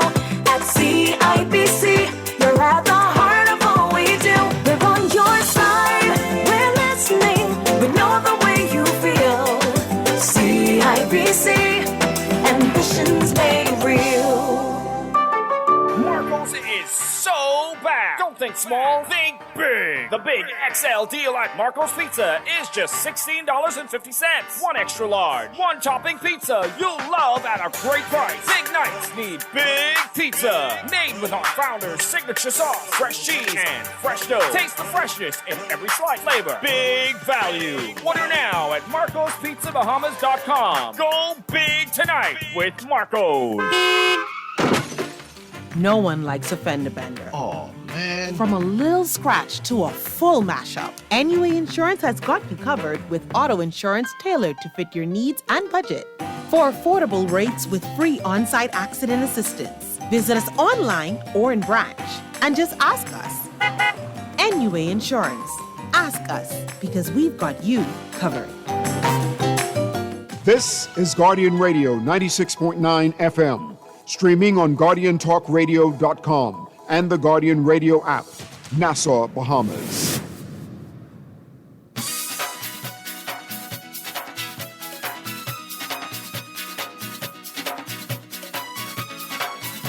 Music man.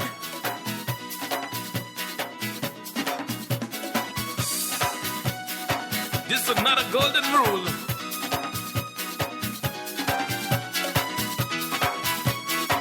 Take it and don't be no fool. Check this. You'll never see a dog barking at a parked car. You'll never see him barking if the car ain't moving. We are back with Morning Blend on Guardian Radio 96.9. Dwight Strachan along with DeQuesta Dean. We're going to get through some of your last text messages. There's another story in the paper I want to get to before we have to move on. Coming up, though, we're going to be talking about 242 Day. We are 1 week away from everything Bahamian on 242 Day. And then later in business, our monthly series with the Bahamas Chamber of Commerce and Employers Confederation. They've got a new chairman. We're going to meet him today. He's been here before, but he's now the chairman. And he'll be along with CEO Dr. Leo Roll as well. So that's coming up, but we continue within the news and talking about the PLP campaign launch last night. Got some calls. We'll get to the calls in just a second, but we've got a whole lot of text messages I want to get through. So I said this earlier. I said that I was a little struck by how frequently COVID came up and how we were how frequently they mentioned how we were locked down and how they rescued us from being locked down, and like as if we would still be locked down if the other folks had stayed in. I don't understand. The whole world was facing this crisis at the time. This is a very strange thing to run on. What are you doing?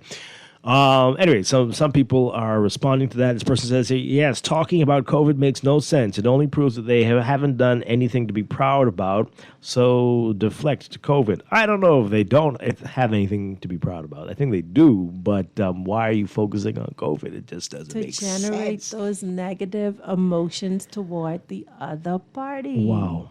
Well, this person says here, I don't need to be reminded about COVID and the lockdown because some of my family caught it and sadly died.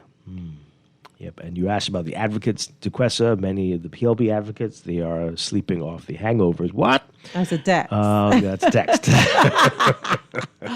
This person says here, I tuned into the PLP launch. I have a question. Why aren't they running on their record? I was amazed that Minister Michael Darwin about healthcare, but spoke instead about the economy. Is that right? Confusing. I don't remember. Is it because he too knows he didn't have anything to impact change, do anything to impact change? Okay. Boy. This person says here, yeah, we read that already. There was that very long one that we got to Quessa. Yeah. This person says here, this is a very long one. Yeah. The COVID-19 pandemic was not a Bahamas-only event. It was a global crisis that shut down entire economies across the world. From the United States to Europe, Asia, and the Caribbean, countries imposed lockdowns, travel bans, and curfews in an effort to slow the spread of a deadly and unknown virus. The Bahamas was part of that global reality, not an exception. Lockdowns were never about control. They were about saving lives. At the height of the pandemic, hospitals worldwide were overwhelmed, and leaders everywhere had to make difficult decisions with limited information. Restricting movement, pausing tourism, and slowing economic activity were necessary measures to prevent mass casualties. No country escaped those hard choices. The reopening of the economy after the pandemic was inevitable. Once vaccines available, case severity declined and global travel resumed. Economies everywhere began reopening. The Bahamas, as a tourism-dependent nation, had to follow that global trend to survive economically. Reopening was not a political invention. It was a global transition. It is also important to view, it's a long text, it's also important to view leadership within proper context. The previous administration governed during two of the most devastating crises in modern Bahamian history, Hurricane Dorian, one of the strongest storms ever to hit the region, and a once-in-a-century global pandemic. Those events brought massive loss of life, destruction of infrastructure, and worldwide economic collapse. Every government on earth struggled during that period. This text is still going. By contrast, the following 5-year period occurred during a global recovery phase. Many countries were rebuilding, tourism rebounded, and economies stabilized. When evaluating performance, it is only fair to compare the circumstances each administration faced, crisis leadership versus recovery leadership. History will show that the pandemic years were not defined by survival, not perfection. Were defined by survival, not perfection. Decisions made during that time must be judged within the reality of a world that was grieving, uncertain, and fighting to stay afloat. Oh, yeah, that is a wonderfully written text, very long. I almost want to say it's Dr. Minnis because of some of the things we're saying, but I won't go there. But thank you for taking the time to send that. Yeah, because what was shared is like, that's just what the reality is. Like, well, they need to send that to the PLP. You know, Stop right now, please. Do not, in your next rally, for the love of God, don't mention COVID and the pandemic. Talk about what you've done and what you're going to do. There were people who got up on the stage who were new candidates. We don't know anything about them. Right. We don't know who they are. We have never heard them speak. This is the first time we heard it, and they did not talk about themselves. They talked about COVID, and they introduced the next speaker. Well, obviously somebody fixed the speaking points on the deck. Well, that's one thing. That was a very well-produced production. Yeah. It was on time. I don't know, but I'll take your word for it. Oh, my goodness gracious. And they had their cues. No offense to my wonderful producers, but if I gave you a list of 41 songs to play for me back to back to back to back, I guarantee you it wouldn't flow as smoothly. With speakers in between. With speakers, with the moderator in between. Yeah. It wouldn't flow as well as they did last night. That was quite a production. Yeah, so that was obviously a professional agenda. If everything flowed in one particular way, because you have 41 individuals, why are they all sticking to this one theme? And despite the production values, all I remember is COVID. And the new slogan is what? Blueprint for progress, or go ahead, continue progress, continue progress, whatever the new thing is. Why is that? I don't know. Let's hear from these callers really quickly. Caller, good morning. You're on the air.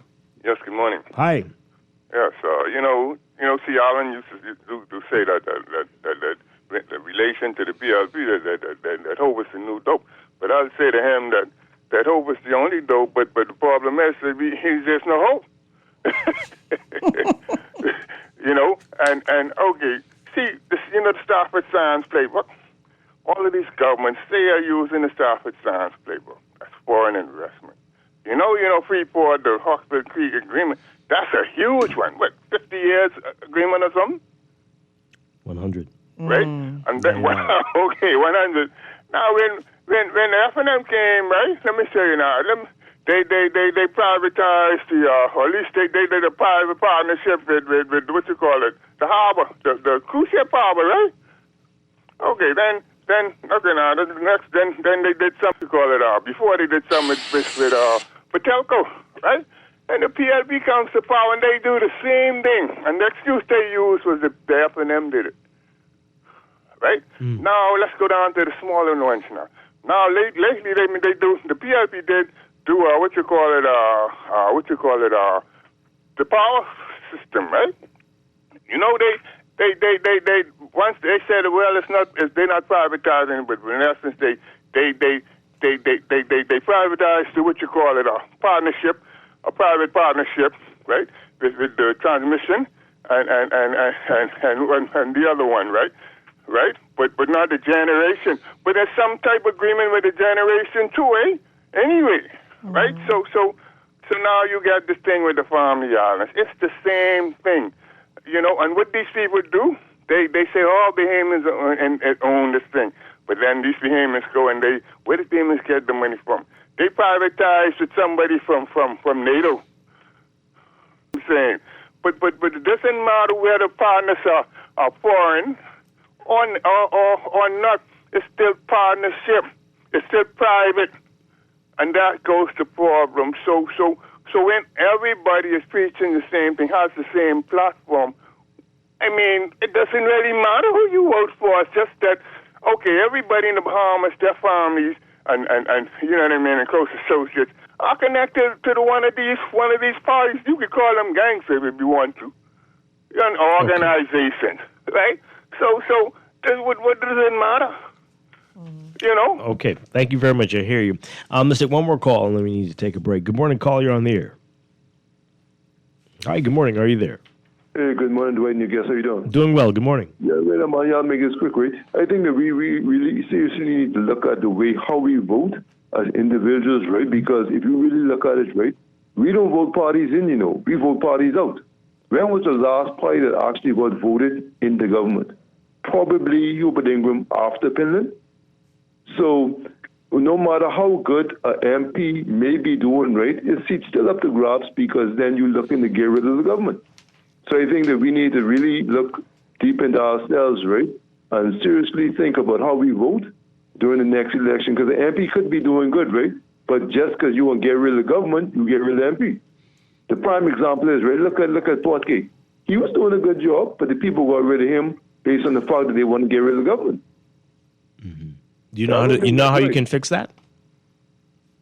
Hey, we need to fix it ourselves. We need to think deep on how we vote. And we some petty people sometimes, We get rid of MP over some stupid things just because they won't accept telephone calls when we call. We saying, oh, they ain't no good MP. Think about it. A lot of people saying MP isn't good just because they want to answer their phone. Okay, I hear you. Thank you very much. There's a way. It's not a simple way, but there is a way to change that, right? If who you voted for didn't determine which party would win the government, but just determine who would be the best for your constituency. There are many systems like that, and you vote for the leader of the party separately. That would definitely solve that. You'd have a better caliber of people in the House of Assembly. But I don't think we're really that serious about that. Not at all. Every time we talk about the types of changes that we might want to pursue, people start making excuses. People start getting scared. They start, like you mentioned, that might require a referendum. But people start freaking out like they did yesterday. So I don't think we're serious. But if we want to advance this country, we do need to at least start having the conversations, the discussions about it, and what we want this country to look like. And be willing to be uncomfortable during the transition. Hey, but it'll be for the best. Right. Change is always uncomfortable. We got to take a break, folks. When we come back, we're going to bring a little bit of happiness into the show this morning, talking about 242 Day, a day to celebrate us. We're going to get into that when we come back. Stay with us here on Guardian Radio 96.9.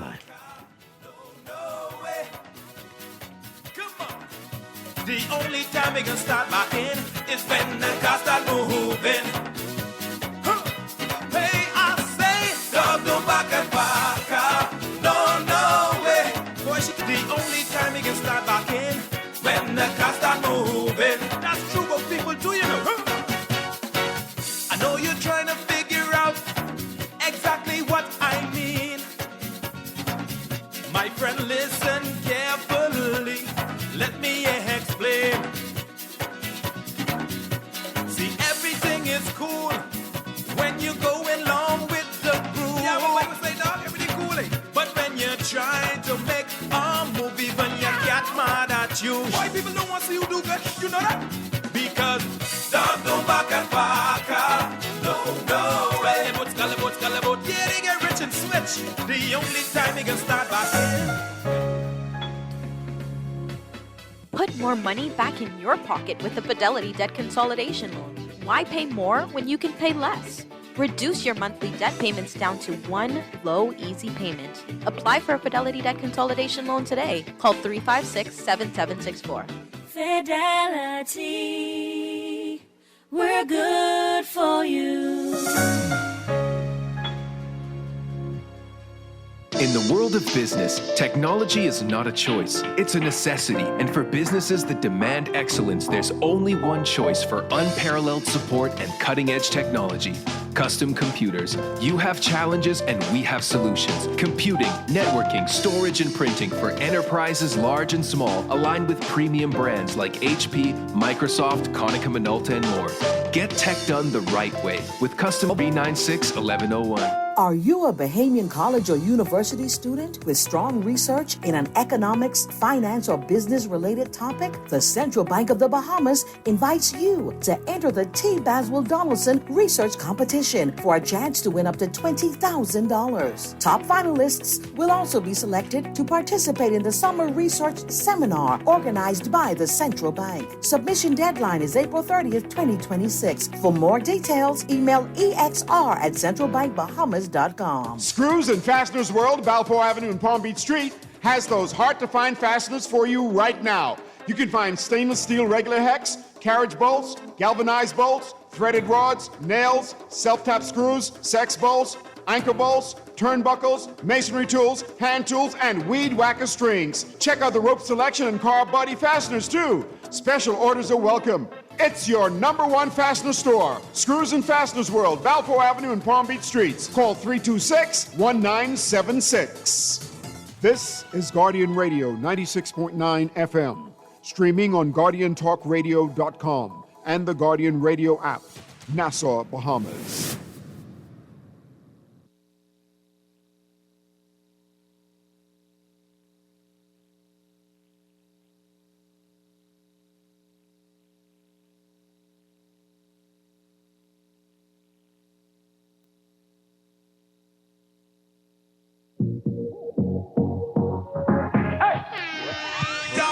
So I'm flying back to the island, so let's go. When you hear them beating that drum and calypso, na.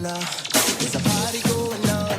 I can do till the break of dawn. Sweet music, man, it makes everyone lose control. Everybody, here we go, here we go. It's better in the bomb. Everybody, here we go, here we go. Yeah, we got it going on. Everybody, here we go, here we go. It's better in the bomb. And we got it going on. One night till the break of dawn. If you from the 242, put your hands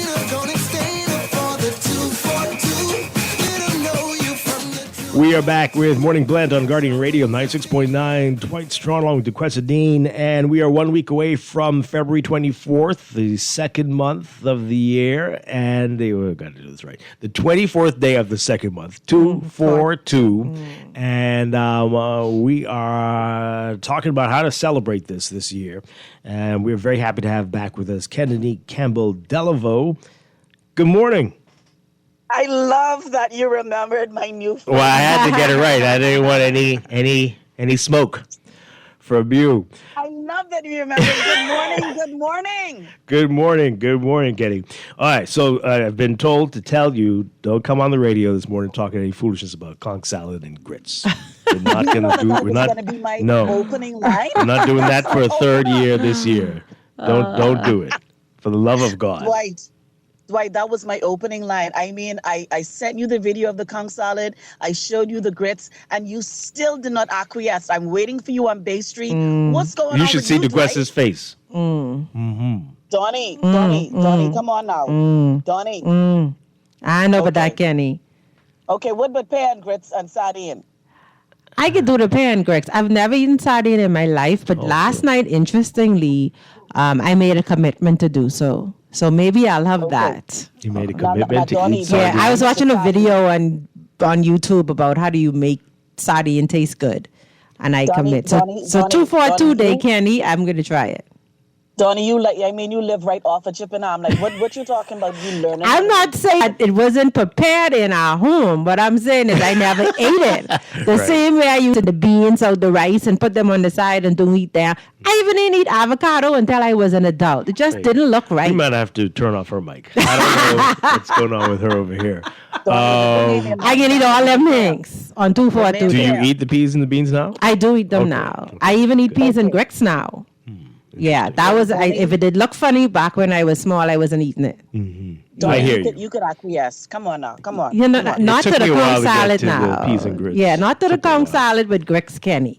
All right, so before we get to the gross things that you like, Kennedy, let's talk about 242 Day and why this is so important.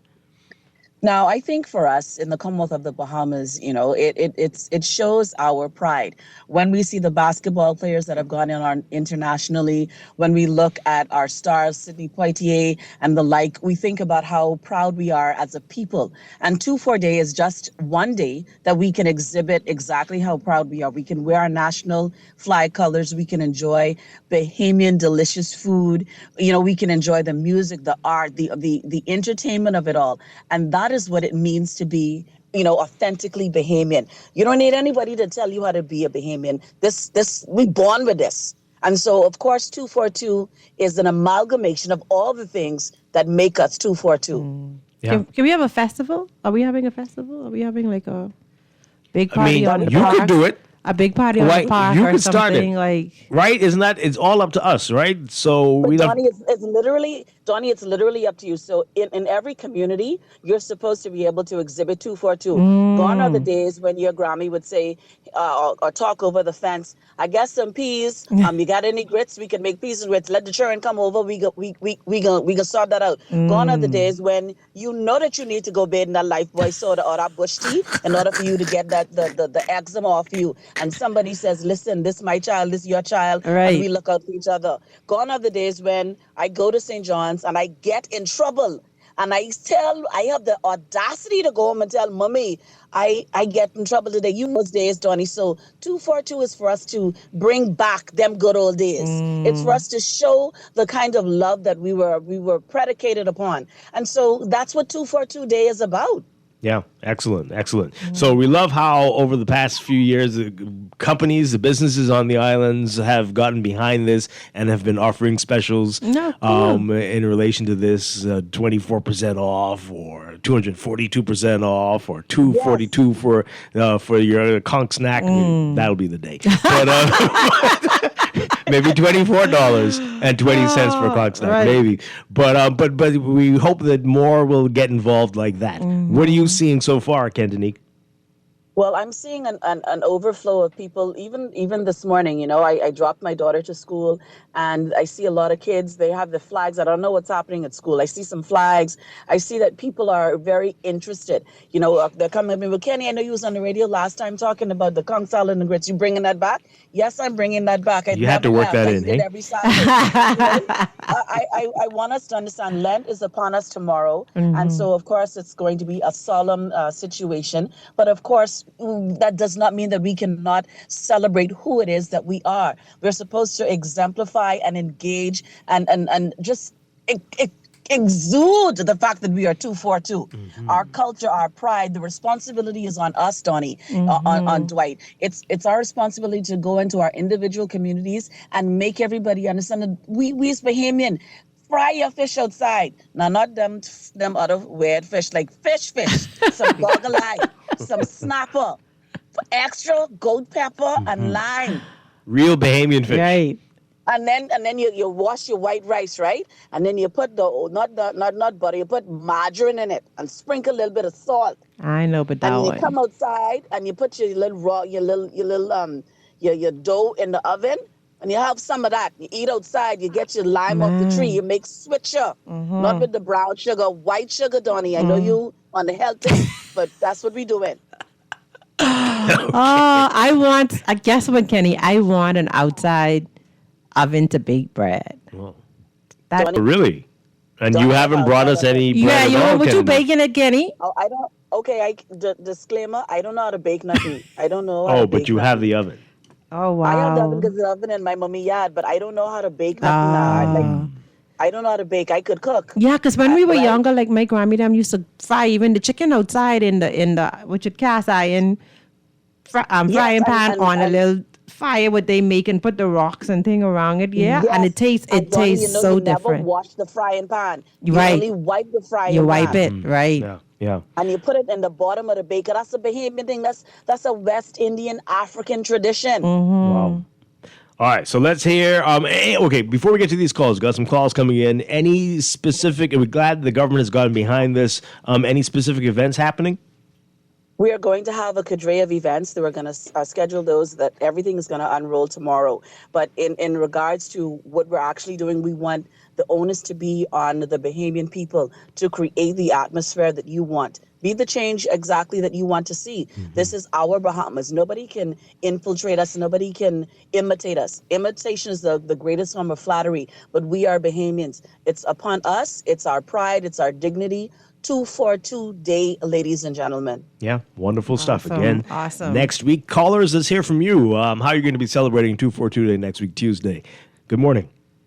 It's next week, Yeah. Tuesday. Are you there, caller? Hi, good morning. You're live. Yep, caller, good morning. We can hear you. Hey, morning, Dwight. You guess how you doing? Doing well. Boy, I think we should celebrate that way, making it a holiday. Like Mr. Davis, because you know what, Bahamians, one thing we love is a holiday. That sounds Second good. thing I think, right? I like strongly that sound. suggest Yeah. to your guests, right? Because immigration been doing an immaculate job for the last 2 months. If I was you, I would not look. I guarantee you might get picked up. Kenny. Okay. All right. Well, she says it's a very Bahamian thing. We don't know which part of the Bahamas But I she don't experienced understand, this. Dwight, why nobody wants to eat the conch salad and grits with me. We like conch Like, why salad would you and we eat like that? grits, but Like, yeah, together it just doesn't make sense. No, it It's doesn't. just very Right, strange. Dwight, every morning I pass the trucks that make breakfast, right? Mm-hmm. You have people eating curry and white rice in the morning, Okay. sausage and white rice, Yeah. tuna and white rice. Right. What's Yeah. the difference between The only conch issue is salad the and time of grits? day they're eating it. You're suggesting two things that shouldn't be together at the same time. That's mean, strange. I could get the herbs. I could get the onions and the sweet peppers and the lime. I just can't Right. get with the raw conch with, like the Grits. grits. Like Hot you grits. could do stew conch, like something cooked. Well, that like, sounds wonderful. Right, You should but- go and get some right now. Donnie, but Donnie don't knock it till you try it. That's like saying, I don't like dark meat. So it tastes you like- Ever had it?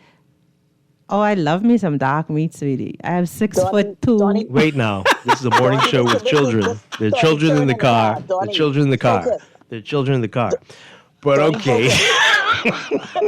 Yeah, white meat kind of dry. The white part of the chicken kind of really, really dry. I prefer. Yeah, a little dryish. Just get sticking. Yeah, I no. don't know what's happening. This texter here, Kennedy, says offices need to close at 2:42 on Tuesday. And have a celebration at work. Close for the day or close for 243 minutes? Close at 2:42 and have a huge celebration at the office. That's a great idea. Yeah. I'm going to suggest that to Her Excellency, and we can take a definite look at that. We got the But I Chamber of don't have Commerce the here. We're going to authority- talk about that with them. the authority to make those types of proclamations yet. Right. I'm not the You in there director yet? of You tourism as yet. soon. We promoting you. Let's take another call. Appreciate you. Yeah. Thank you. Let's take another call as we get ready for 242 Day in 1 week. Caller, good morning. You're on the air. Good morning. How y'all doing? Doing well. Excellent. Wonderful. Well, I'm kind of surprised to be hearing about this. I mean, I don't think this is something that is published or really talked about so much. I mean, I'm actually surprised that there is a 242 Day, and I think if we are, I like all the suggestions you guys came up with, and I think that what we need to do is make this more of a more popular thing, because I don't even think a lot of people even know that there's such thing as. Well, it's still kind of new. We've been promoting it for about 5 years. It's catching on. Yeah. So it's been. I've got some great pictures from a few years back where people have been doing things. So we're trying to get it to be bigger. And I got the full I think support. It'll be an excellent initiative, for Bahamian pride, and also, I think we should maybe even consider making it a somewhat of a holiday. I mean, and really take it more, more serious as such. But, I think it's an excellent idea. Yeah, thank you very much. Well, the Prime Minister's been proclaiming it that for the past few years now. So maybe soon, maybe one day it'll be a holiday. I mean, I think it's better when it's not, though, where you can be at work, be in school, and celebrate it. And people have been saying that for the past couple of years, Kennedy, that unfortunately with independence, schools are closed. And so this is a time, February 24th, where kids are in school and you can actually celebrate Bahamian stuff. Yeah. So that's one But benefit it's also there. an opportunity for you too to dive deep into the communities that you're in, because you're in a guardian. I'm in a community at the cathedral. Donnie is in a community of women. We are both in a community of women. So everybody get together. Have your conch salad and grits. Have your Johnny cake, your Benny cake, your peanut cake, fish fried your rice. Watermore's Candy Kitchen. Bring your boyfriend, your sneaky link, or whomever. No sneaky Put on the links. rake and scrape music. Listen to some love music. Sit outside. Put your foot in the ocean. These are the things that interestingly make us Bahamian. Like that is 242 Day. That is what 242 Day is. Make sure your yard is fixed up. Put every color of the flag that we have in your yard. Come outside dressed in your best garb. I already have my outfit ready. I already know what I'm wearing. Make sure that you look cute.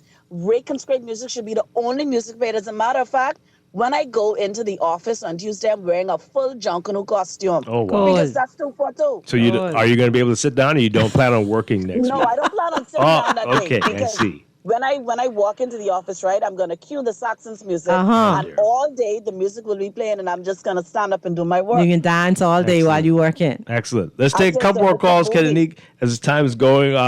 Good morning, caller. You're live on the air. Hi to all of you. Good morning. Good morning. Good morning. Yes, Mrs. Delaveau. Hi, good morning. I don't know where that is. And also Mrs. Dane don't know where that is. So don't tell them where that is.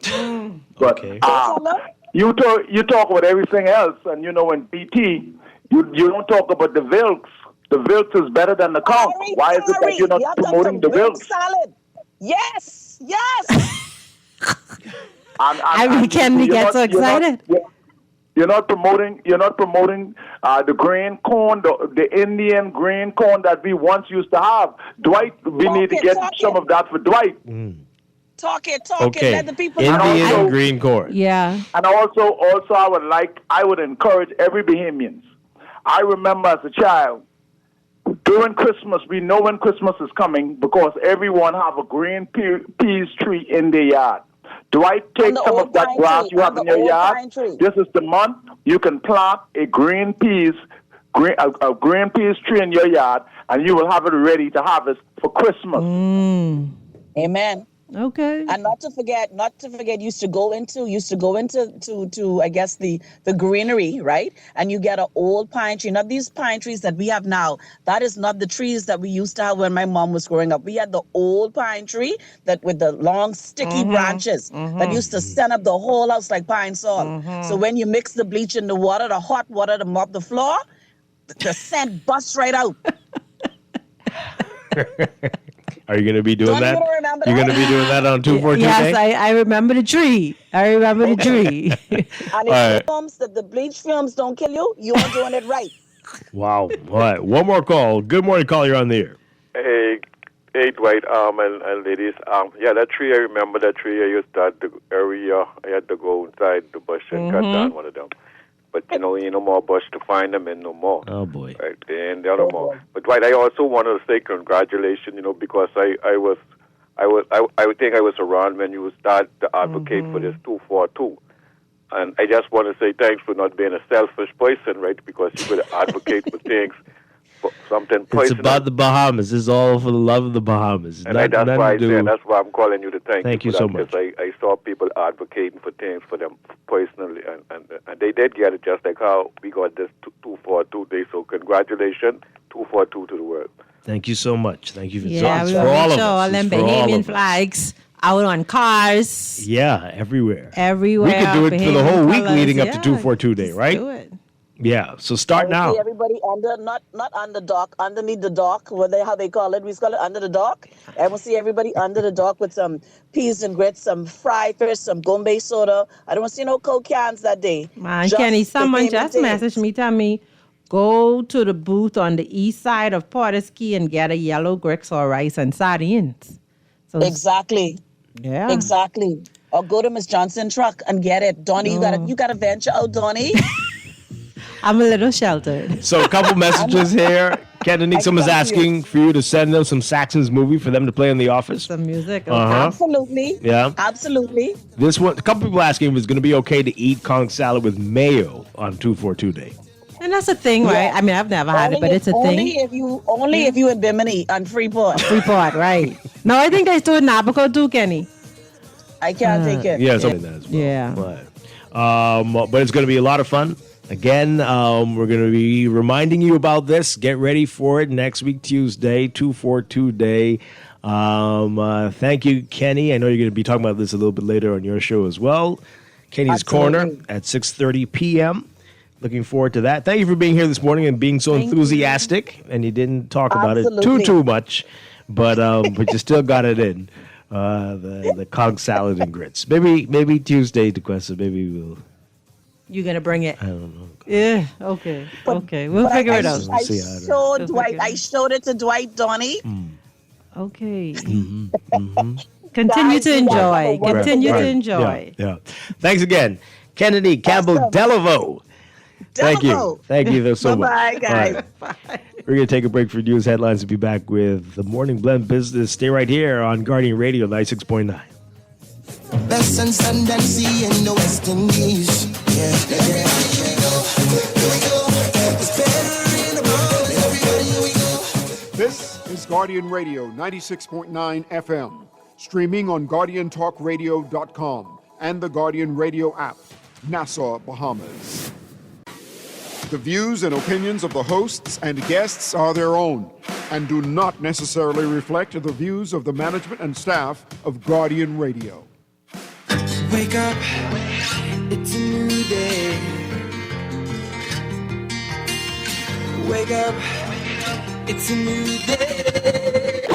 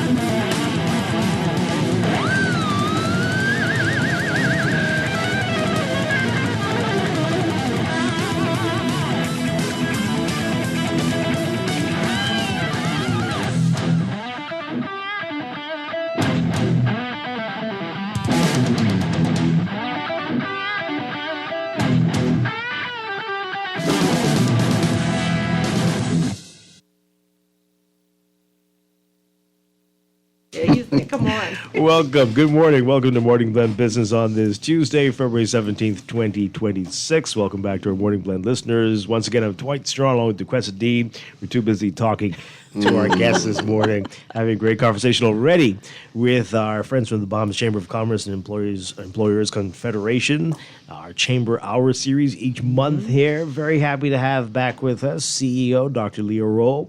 And finally, we have a new chair, Don Williams.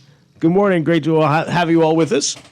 Good morning. Good morning. It is a pleasure. Good morning, Bahamas. Congratulations! Your first time here as chairman. Yeah. Thank you so much. I've not been here for a while. No, in other capacities. Yes, but it's the first time being here as the CEO of the chairman. I'm taking Dr. Roll's job of the Bahamas Chamber of Commerce and Employers Confederation, and great agenda planned, and we've already started in executing that. So we're looking forward to the continued work.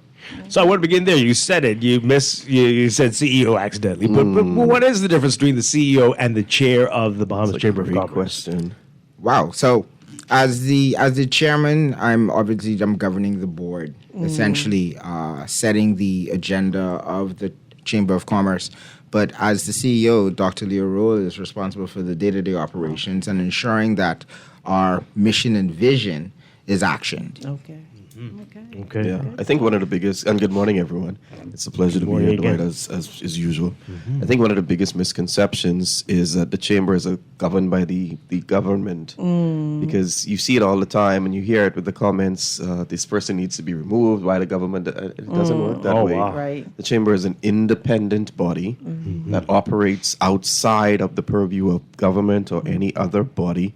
It's an elected member of officials that serve as the board, and the CEO sort of anchors the board and the organization, because that role transcends boards. And what it does is it allows for the CEO then to execute the mission and mandate of the board as set by the chairman and his team.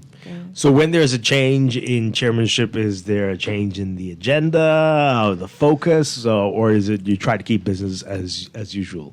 So when there's a change in the chairmanship, it's not a massive change in the agenda. The Bahamas Chamber of Commerce role is always the same. You know, we try to increase opportunity, ease of doing business, and you're just standing on the, I want to say protocol, but what's already been established by former CEOs, former board members, former chairmen. And once you're progressing that, it's a little bit different in terms of the action plan. So, for example, ease of doing business is something that will always be on the Chamber's agenda. We took it up a notch in January with a little bit of a twist, and we did our first ever Business Readiness Expo.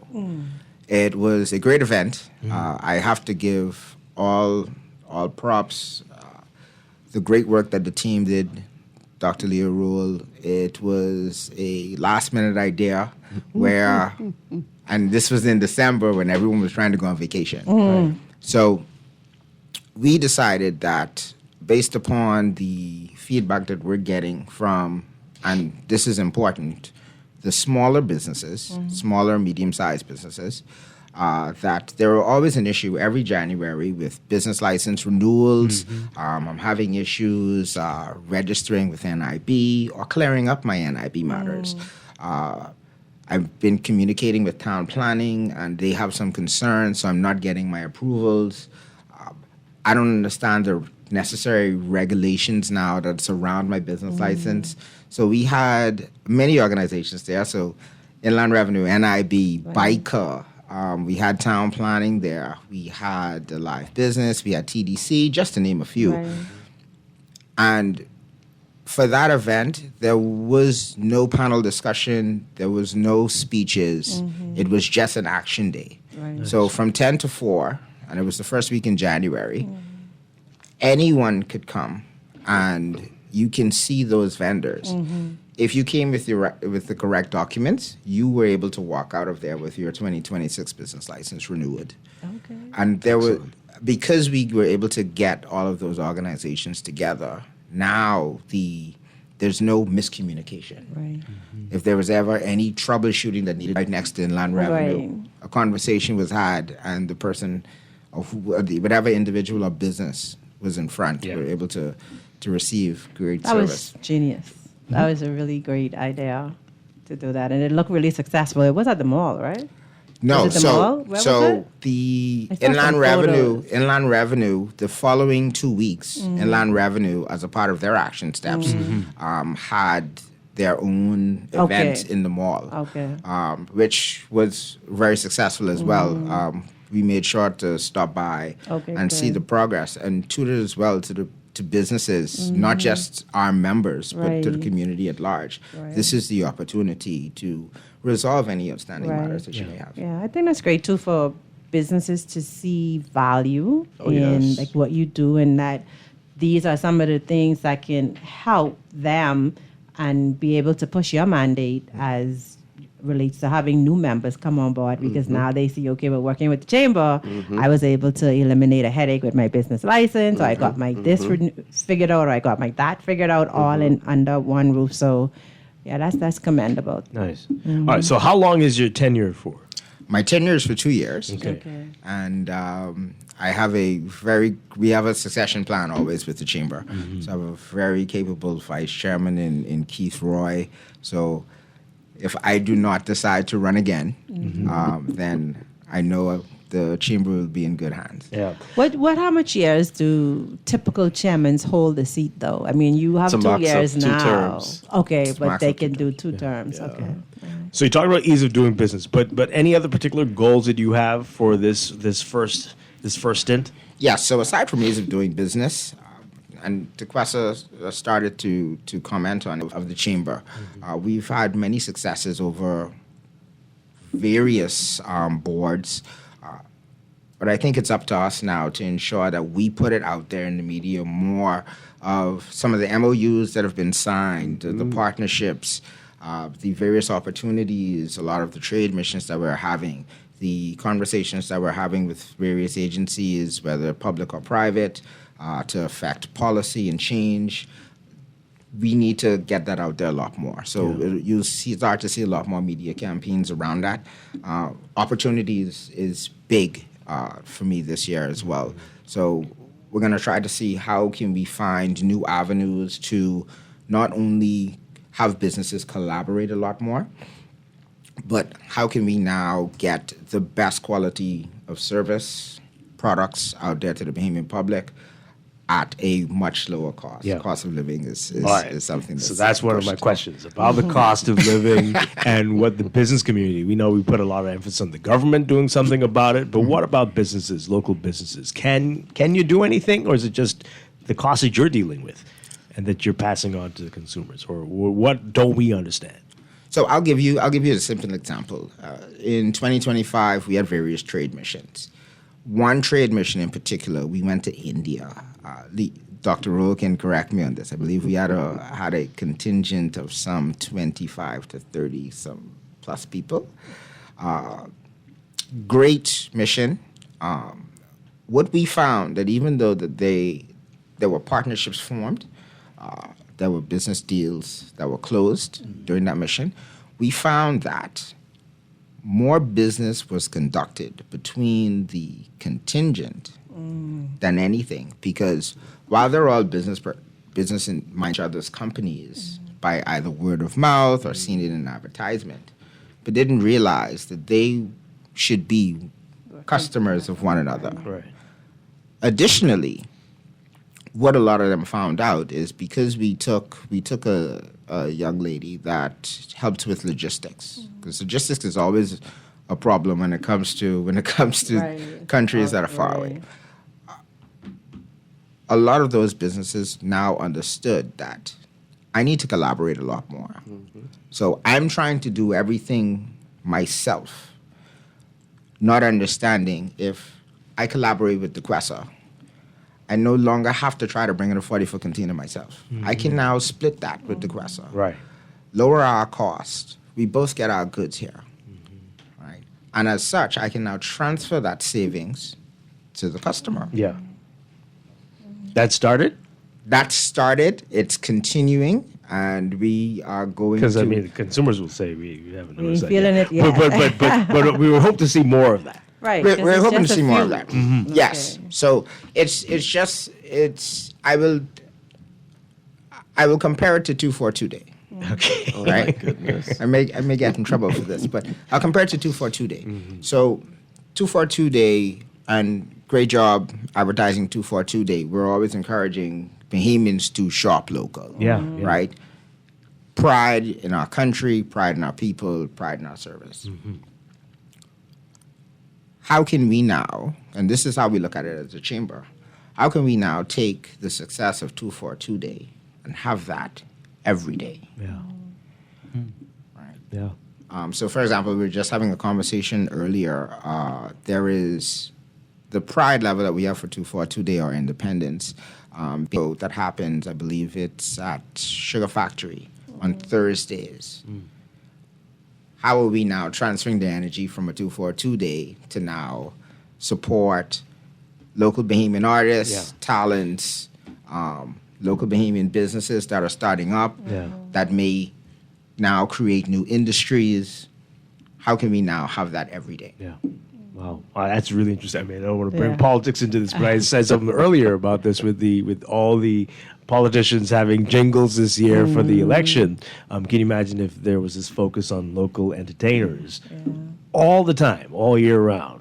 Not just at times like this, but that's another story. But okay, all right. So, what else can we expect there? And what else don't people understand in terms of costs? And we can segue into salaries as well.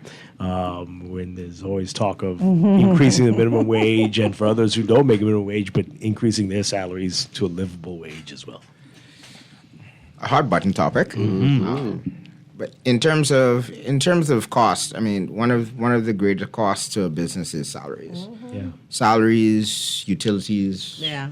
I think third would be rent.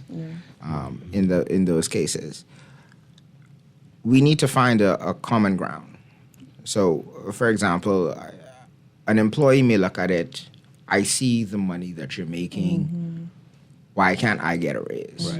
Right. The business owner is looking at it. You're selling 10 units.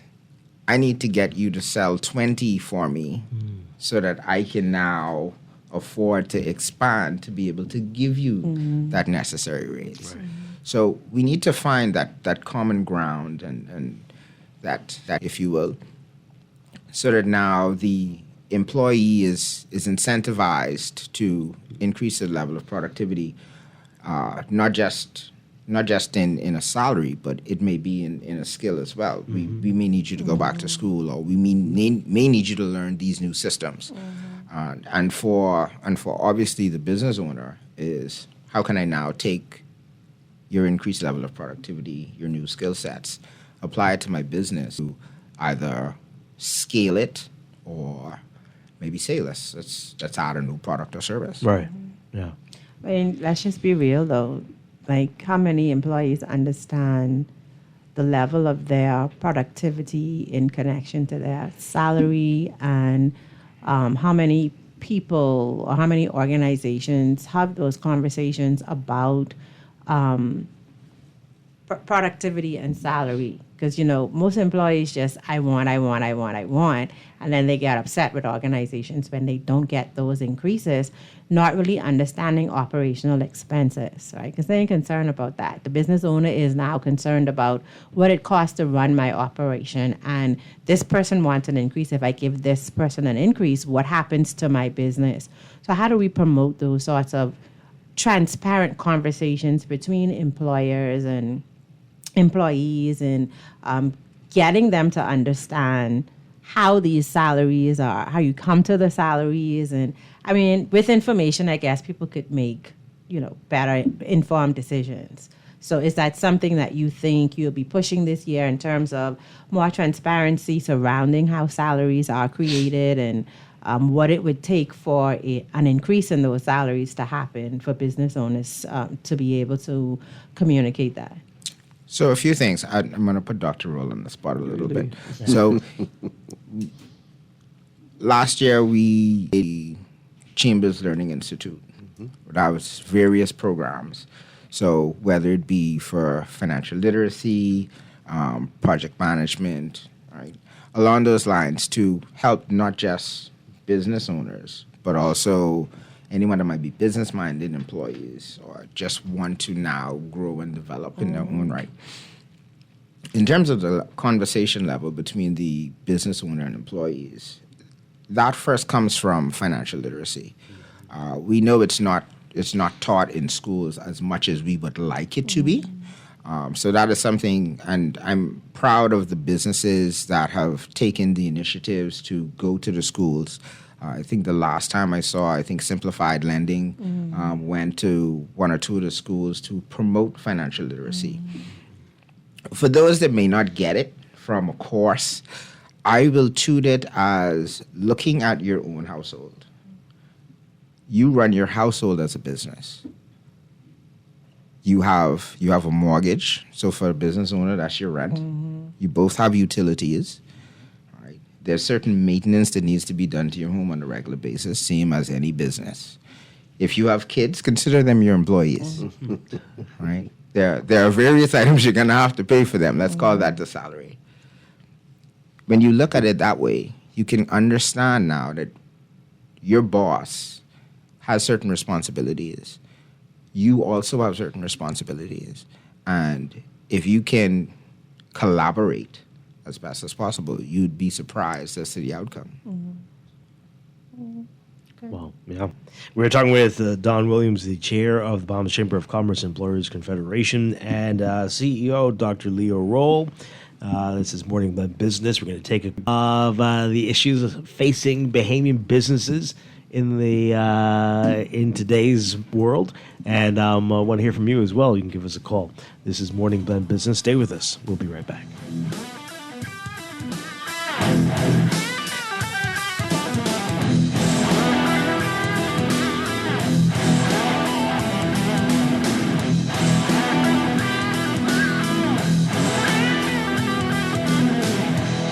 Hey folks, thanks for your patience. We'll be taking off very shortly. You should be wheels up in about 40 minutes.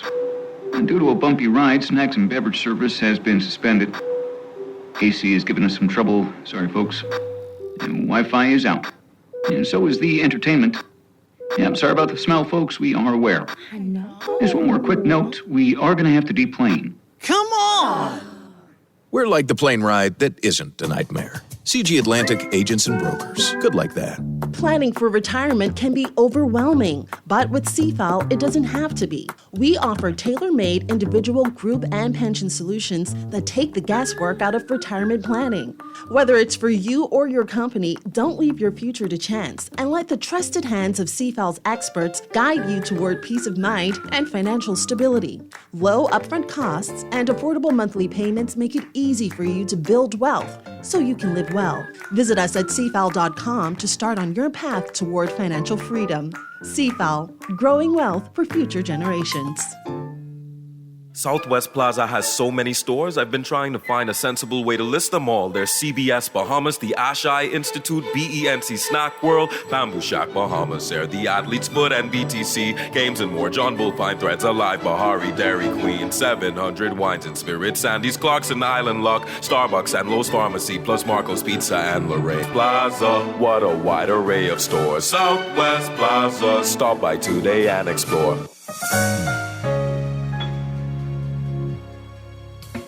Struggling to find your financial rhythm? Make that move to Fidelity and let us help you orchestrate your financial goals into perfect harmony with free financial coaching sessions. Make that move today. Call 356-7764.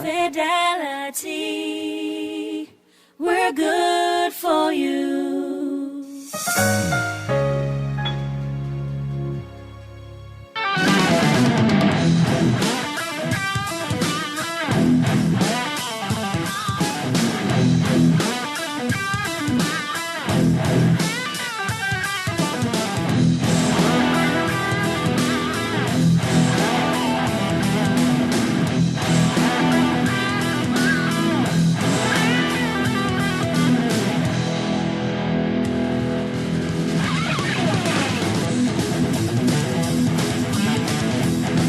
We are back with Morning Blend Business on Guardian Radio 96.9. Dwight Strachan along with DeQuesta Dean. It's our Chamber Hours series with Bahamas Chamber of Commerce and Employers Confederation.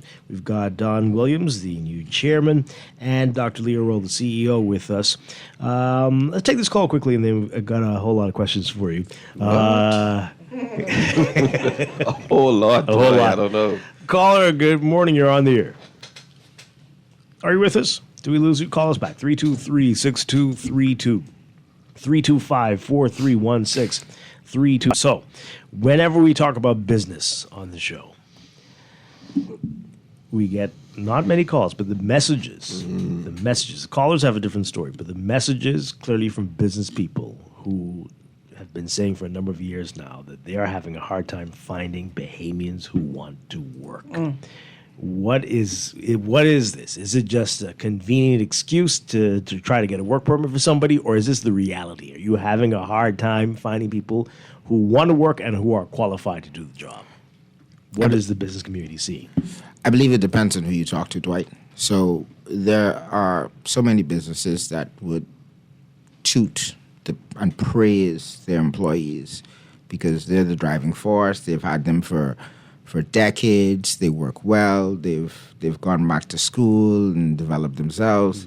I believe in a lot of cases we do have some issues in terms of skill gaps, right, in our country, and even down to some of the new programs that the government has implemented.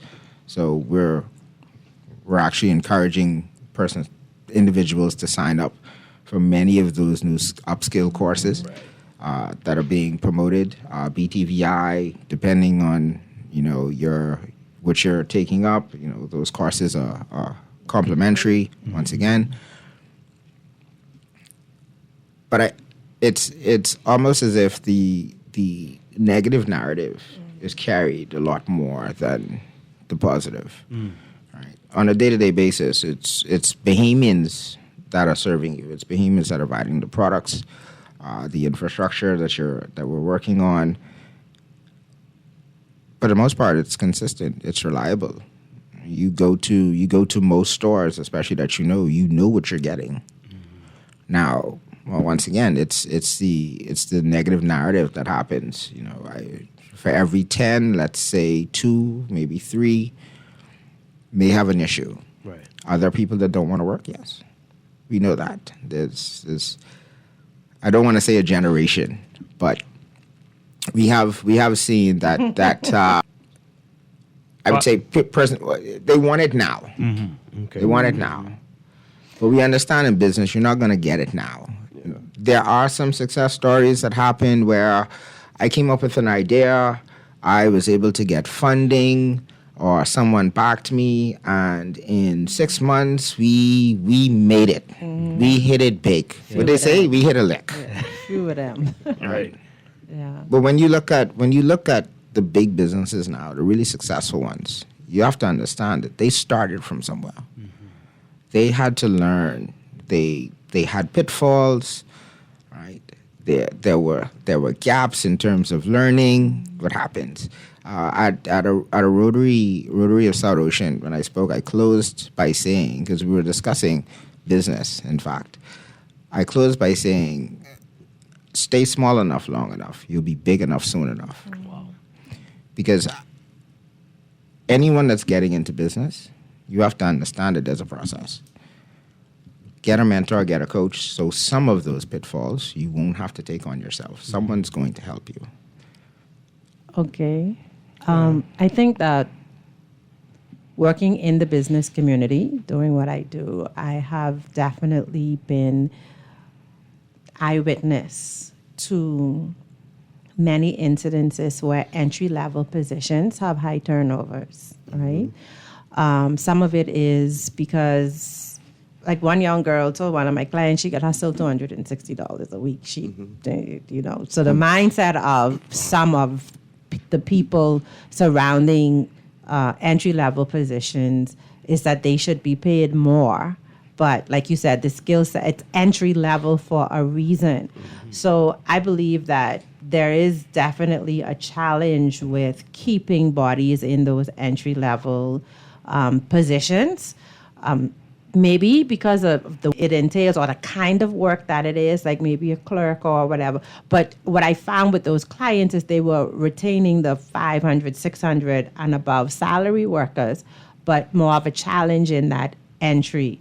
So what is the position? And it isn't the entry workers moving up; they're just moving they're out leaving. of the company. Right, because usually in many instances, to get promoted, someone either has to leave or die or whatever.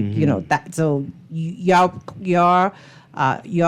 elevation could be stunted depending on the longevity of someone in a role or how well that person is performing. You may be great, but there may not just be an opportunity for you in that particular business. But I'm not talking about those people. Right. I'm really talking about people who have a challenge making entry-level salaries, performing entry-level tasks, but wanting management salaries. And that's where I see a lot of my clients struggle with maintaining, even when they have great cultures, maintaining that entry-level person. So I don't know.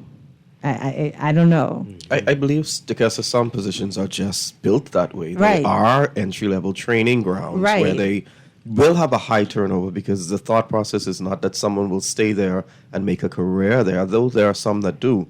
But if there's a position, it's entry level and it's performing clerical tasks, etc., then that's the training ground for that employee. So you won't retain them for more than 6 months to a year. That is where we need employees to understand that this, because some people come into entry and stay. Let's just be real. They get disgruntled, whatever. But how do we help the mindset of the person who may be coming in entry level? This could even be a college educated person who is just taking a job, right?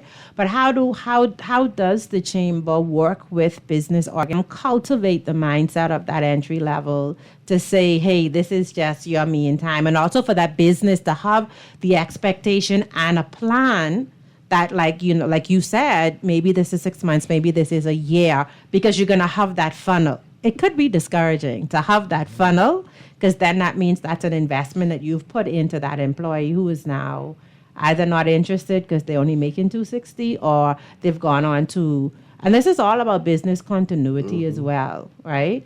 So are we having those sorts of developmental conversations and trainings for both employees and businesses? Because that too is an operational cost. So in reference to that, the training is important. Now, it all boils back down to mindset. Because even with our strategic partners, our patron sponsors that we have, when you look at, and I'm going to pick on one for a minute. So when you look at a company such as Royal Caribbean, for example, they have a lot of entry-level employees, right? Just based on their size. But they also have a lot of training opportunities, a lot of encouragement programs that they have in place. It is now up to the employee to say, okay, I'm now going to take advantage. It is my personal belief, not the chamber's, but it's my personal belief that you will have those employees that will get it. Look, I understood what I was doing in school. I now have to earn my stripes, essentially. And wasn't that the way it all was for everybody, right? What's happened with, I know you mentioned the generational shift, perhaps. It shifted. But so has it changed that much? Because we all were like, I remember my first salary, my first paycheck, when I showed my mom, she's like, month, right? But that's just how but you build on that, right? We've changed that much. People have changed that much. It's still the same. It's the time frame that has changed. So the question mentioned entry level. So for me to start at an entry level and move my way up to, let's say, a VP. Look at a lot of our major hotels. There are VPs right now that if you let them tell their story, they might have started as a busboy. Right. They might have started as a cleaner. Right. But they worked their way up. That time frame may have taken them 15, 20 years. Yeah. The younger generation, and I don't knock them for that, because what happens is because they want so many things now, they are willing to innovate to get it now. And it's some of That's an those interesting word. innovations. Yeah, right. Right? It's some of those innovations that has now allowed for medium-sized or larger businesses to say, okay, I understand that new concept. I might need to digitize that. And now it's making it efficient. Right. A department that I had that, I thought I needed more staff for, I realized I have the perfect complement. They just needed a system in place.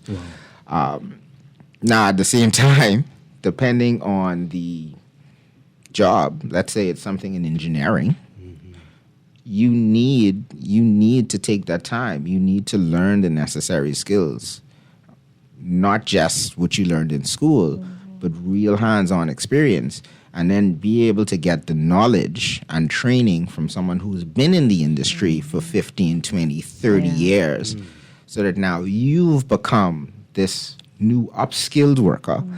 And also on a scale that's just not been seen. I do see the phone line lit up, but I did want to comment while as chairman was speaking, and you mentioned it, Dekesa, as well. One of the things that I kind of like that level of angst a chairman mentioned with the younger generation, because what it spurs, as you mentioned, someone saying I could hustle at 260, that hustle spirit actually breeds entrepreneurship. And so what it does then is it helps the economy by creating more entrepreneurs from that level of angst to say, well, I'm not going to settle for this. Well, that's when when you're lucky. Right. On the other hand, they're on the job, complain about everything all day long. But one or the other you'll get. Right, one or the other. Okay, let's take this call. Good morning, call. You're on the air.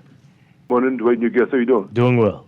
Hey, wait a minute. Do me a favor. Ask your guest for me, right? Question. Why is it so difficult and so much red tape while doing business? Dwight, have you ever opened up a business account before? That is the worst situation ever. If you ever open up a business account, that's a nightmare. Second thing, right? Inland Revenue, I'm gonna lie to you, they did a very good job this year pushing our business license, right?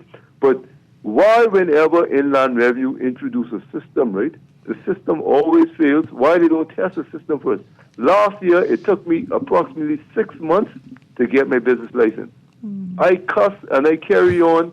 I even walk in there and I ask, who the hell could I tip to get this license? Because I need to import items. It was that bad. Wow. So why don't, because they fully explained to me it wasn't them, it was the new system that they introduced that failed. So why don't test the system out first prior to implementing it to push out the business license? Yeah, they manually did it. That's come, we got business licenses basically by February 5th. But the cost is so much red tape around starting or continuing a business is ridiculous. Okay. It's like the system is created to make you to fail. Next time we have Inland Revenue, I want you to ask those same questions. But are things getting better, Don Williams? You talked about the ease of doing business, but are you seeing improvements? We're seeing some improvements. At the same time, we're still seeing some delays. So, for example, I just took a call from a business owner. Their business license was in, and they sent me the screenshot. The request was in from, I believe, the 15th of January. Unfortunately, it's still outstanding. We're reaching out to Inland Revenue to find out why. So whether it's, like the caller said, whether it's a glitch in the system or whether it's just a level of productivity, we don't know it yet. But we're still seeing some lulls here and there.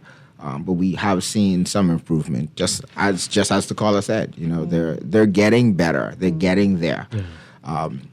We also need to have a lot more consultation as well with Inland Revenue. I believe they're even rolling out an updated system to be able to connect with a lot more of the other institutions, customs, NIB, etc. So we see that they're trying. Yeah. I think this year was a little different too, Dwight, because when he was on, what was his name? Chakuzi was his name? But this is from Inland Revenue. From Inland Revenue, because he was on the show last month, really talking through some of those challenges as well. And I think one of the things he said was once you'll eventually get your business license. But it gives you an idea that it's been submitted and received. Other times you didn't have any information, so that's a small step towards improving, because at least okay, well, they have it now. It's just Because I think I did mine early January and I just got it yesterday. So, oh, my goodness. Yeah. But I saw in progress. So that was so you at like. least saw that. But I agree with the caller, Dwight. There are still some challenges that need to be worked through. Yeah. One of them, he spoke about opening a business bank account, and it's so inconsistent across banks. Right. One bank will ask for a business license, a business plan, where another doesn't. And so we will, of course, work with Gowan, who is the president of the Clearing Banks Association, and other organizations, so that we can continue to help businesses to get through some of the red tape. And so as they call in and provide us with aspects, I hope that he is a chamber member, because then that would make it easier. I'm curious. Okay, since you said that, I mean, is it up to the chamber? Is it out of order to say which banks you notice are easy to deal with? Would that not be allowed, or so that people can say, well, this is the experience we've had here? So all of the banks are chamber members. The local banks are easier. Yeah. Sorry. Go ahead. No, you go ahead. This is your show. So I would say that what we have found, especially not just from me, myself as a business owner, but from our members, and including our non-members, because we still receive calls from non-members. It depends on the bank that you deal with.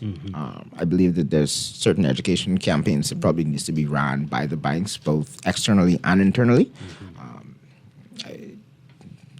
Myself and Dr. Rowe, we solved a banking issue for a member. Okay.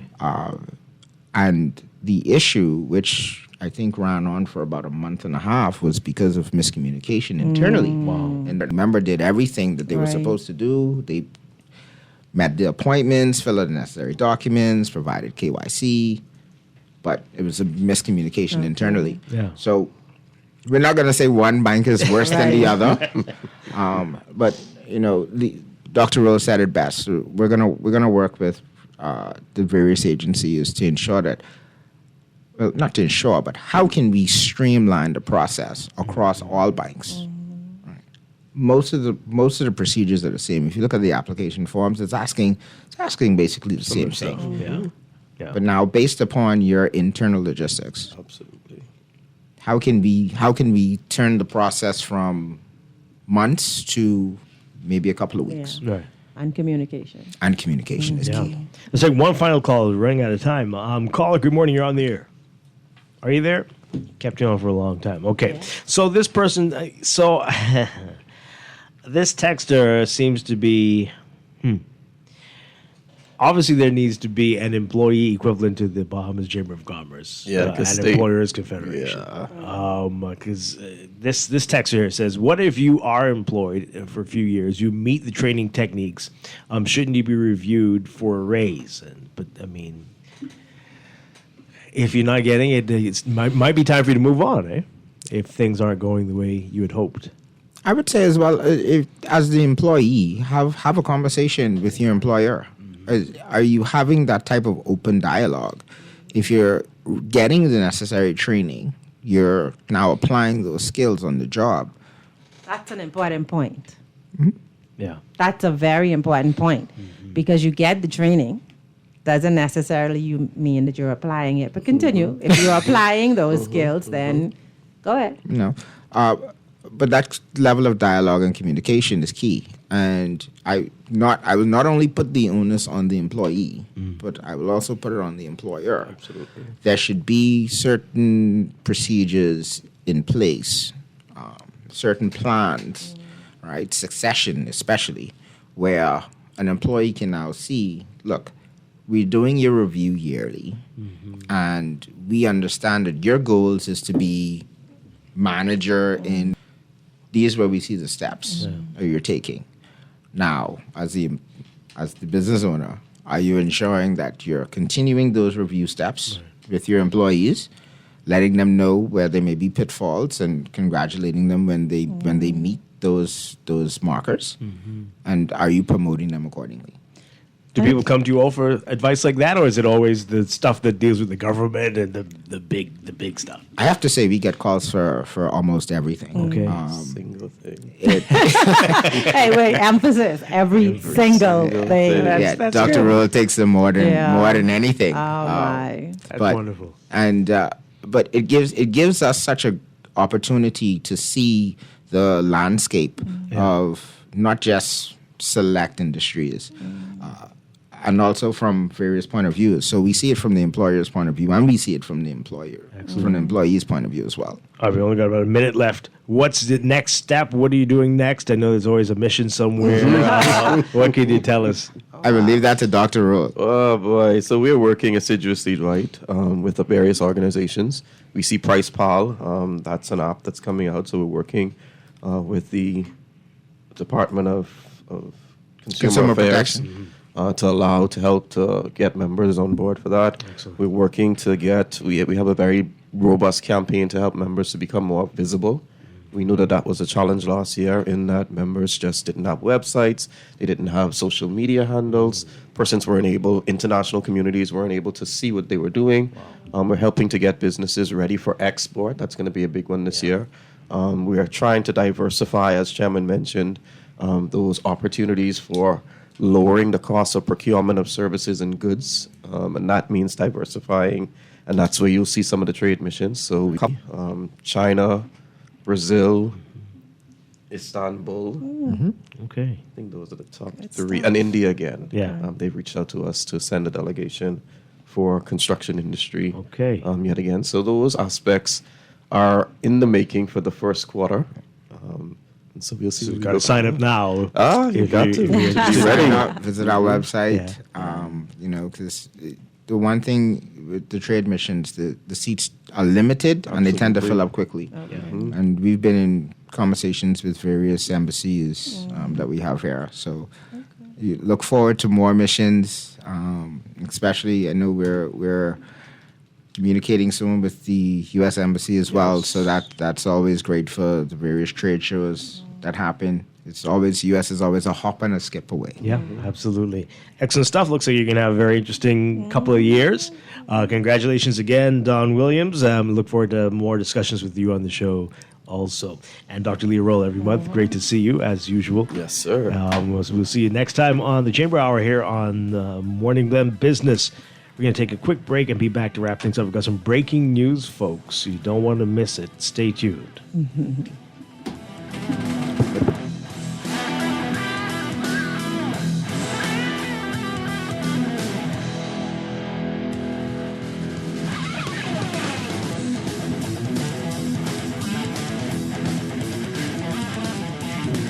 Half a century, Hongxi has been reserved only for heads of state and world leaders. It wasn't just a car, it was a privilege. Easy Car Sales is proud to bring that distinguished heritage to the Bahamas. A new era in luxury electric, rooted in absolute prestige. It's for the few who demand freedom from the gas pump and first-class craftsmanship if you're ready for a taste of royalty.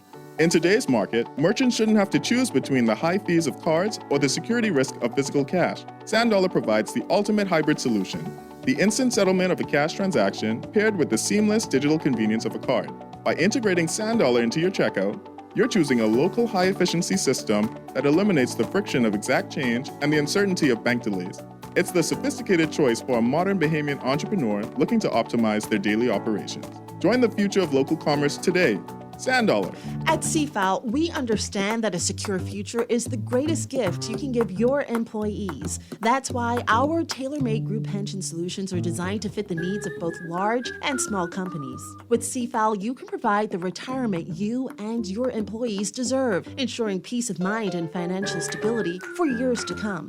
Join the many businesses that have already entrusted CFAL to create the right pension plan for their employees, and let us help you build a brighter future for your team. Visit us at cfal.com to get started on building wealth so you can live well. CFAL, growing wealth for future generations. This is Guardian Radio 96.9 FM, streaming on GuardianTalkRadio.com and the Guardian Radio app, Nassau, Bahamas.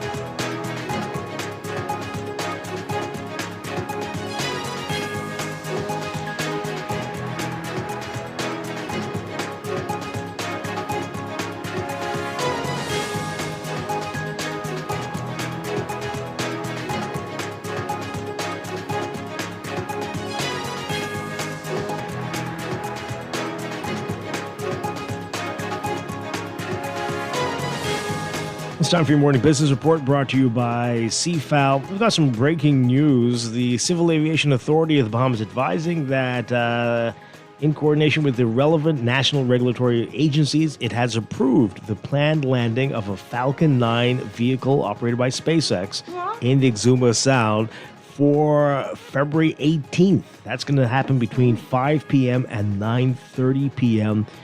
We're told that all requisite regulatory and environmental reviews and clearances have been completed in accordance with established aerospace safety and operational protocols.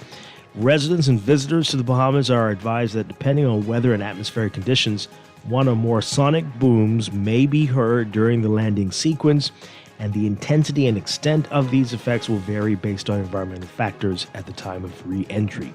So again, that is a SpaceX landing that is scheduled for tomorrow, Falcon 9 landing tomorrow between 5 p.m. and 9:30 p.m. in Exuma Sound.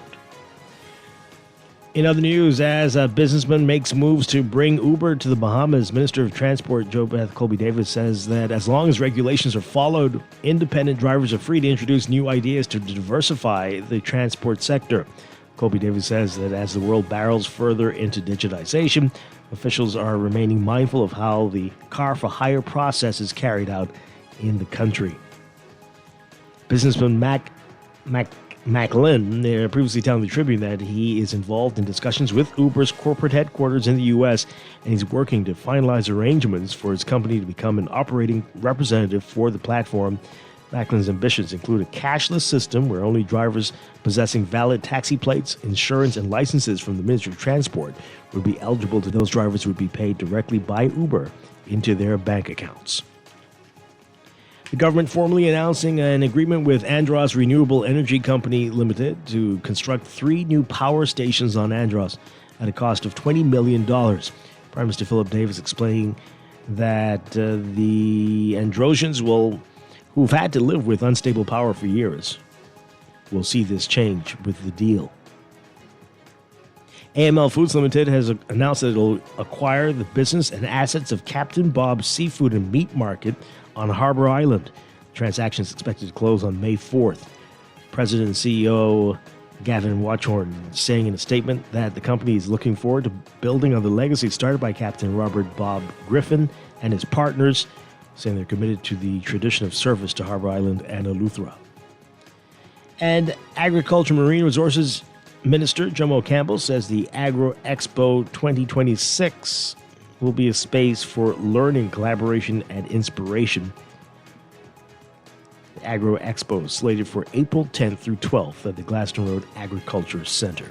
In your Market Watch, recapping trading on the BISX from Monday, market movers, Commonwealth Bank moving 4,481 shares, closing down 2 cents to 452.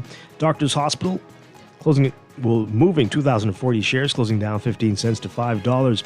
Focol moving 170, unchanged at $7. Consolidated Water down 13 cents, closing at $7.36. Emira Incorporated down 4 cents, closing at $12.58.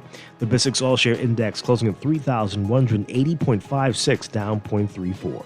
That's your Market Watch, and that is your morning business report brought to you by CFAL, growing wealth for future generations.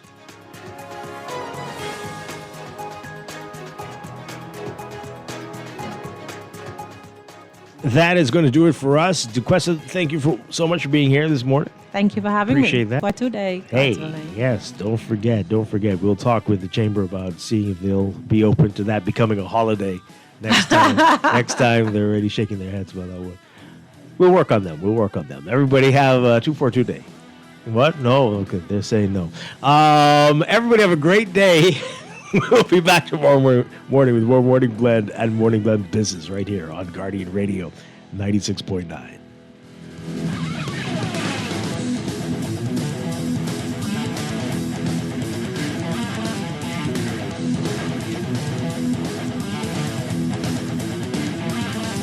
This is Guardian Radio 96.9 FM, streaming on GuardianTalkRadio.com and the Guardian Radio app, Nassau, Bahamas.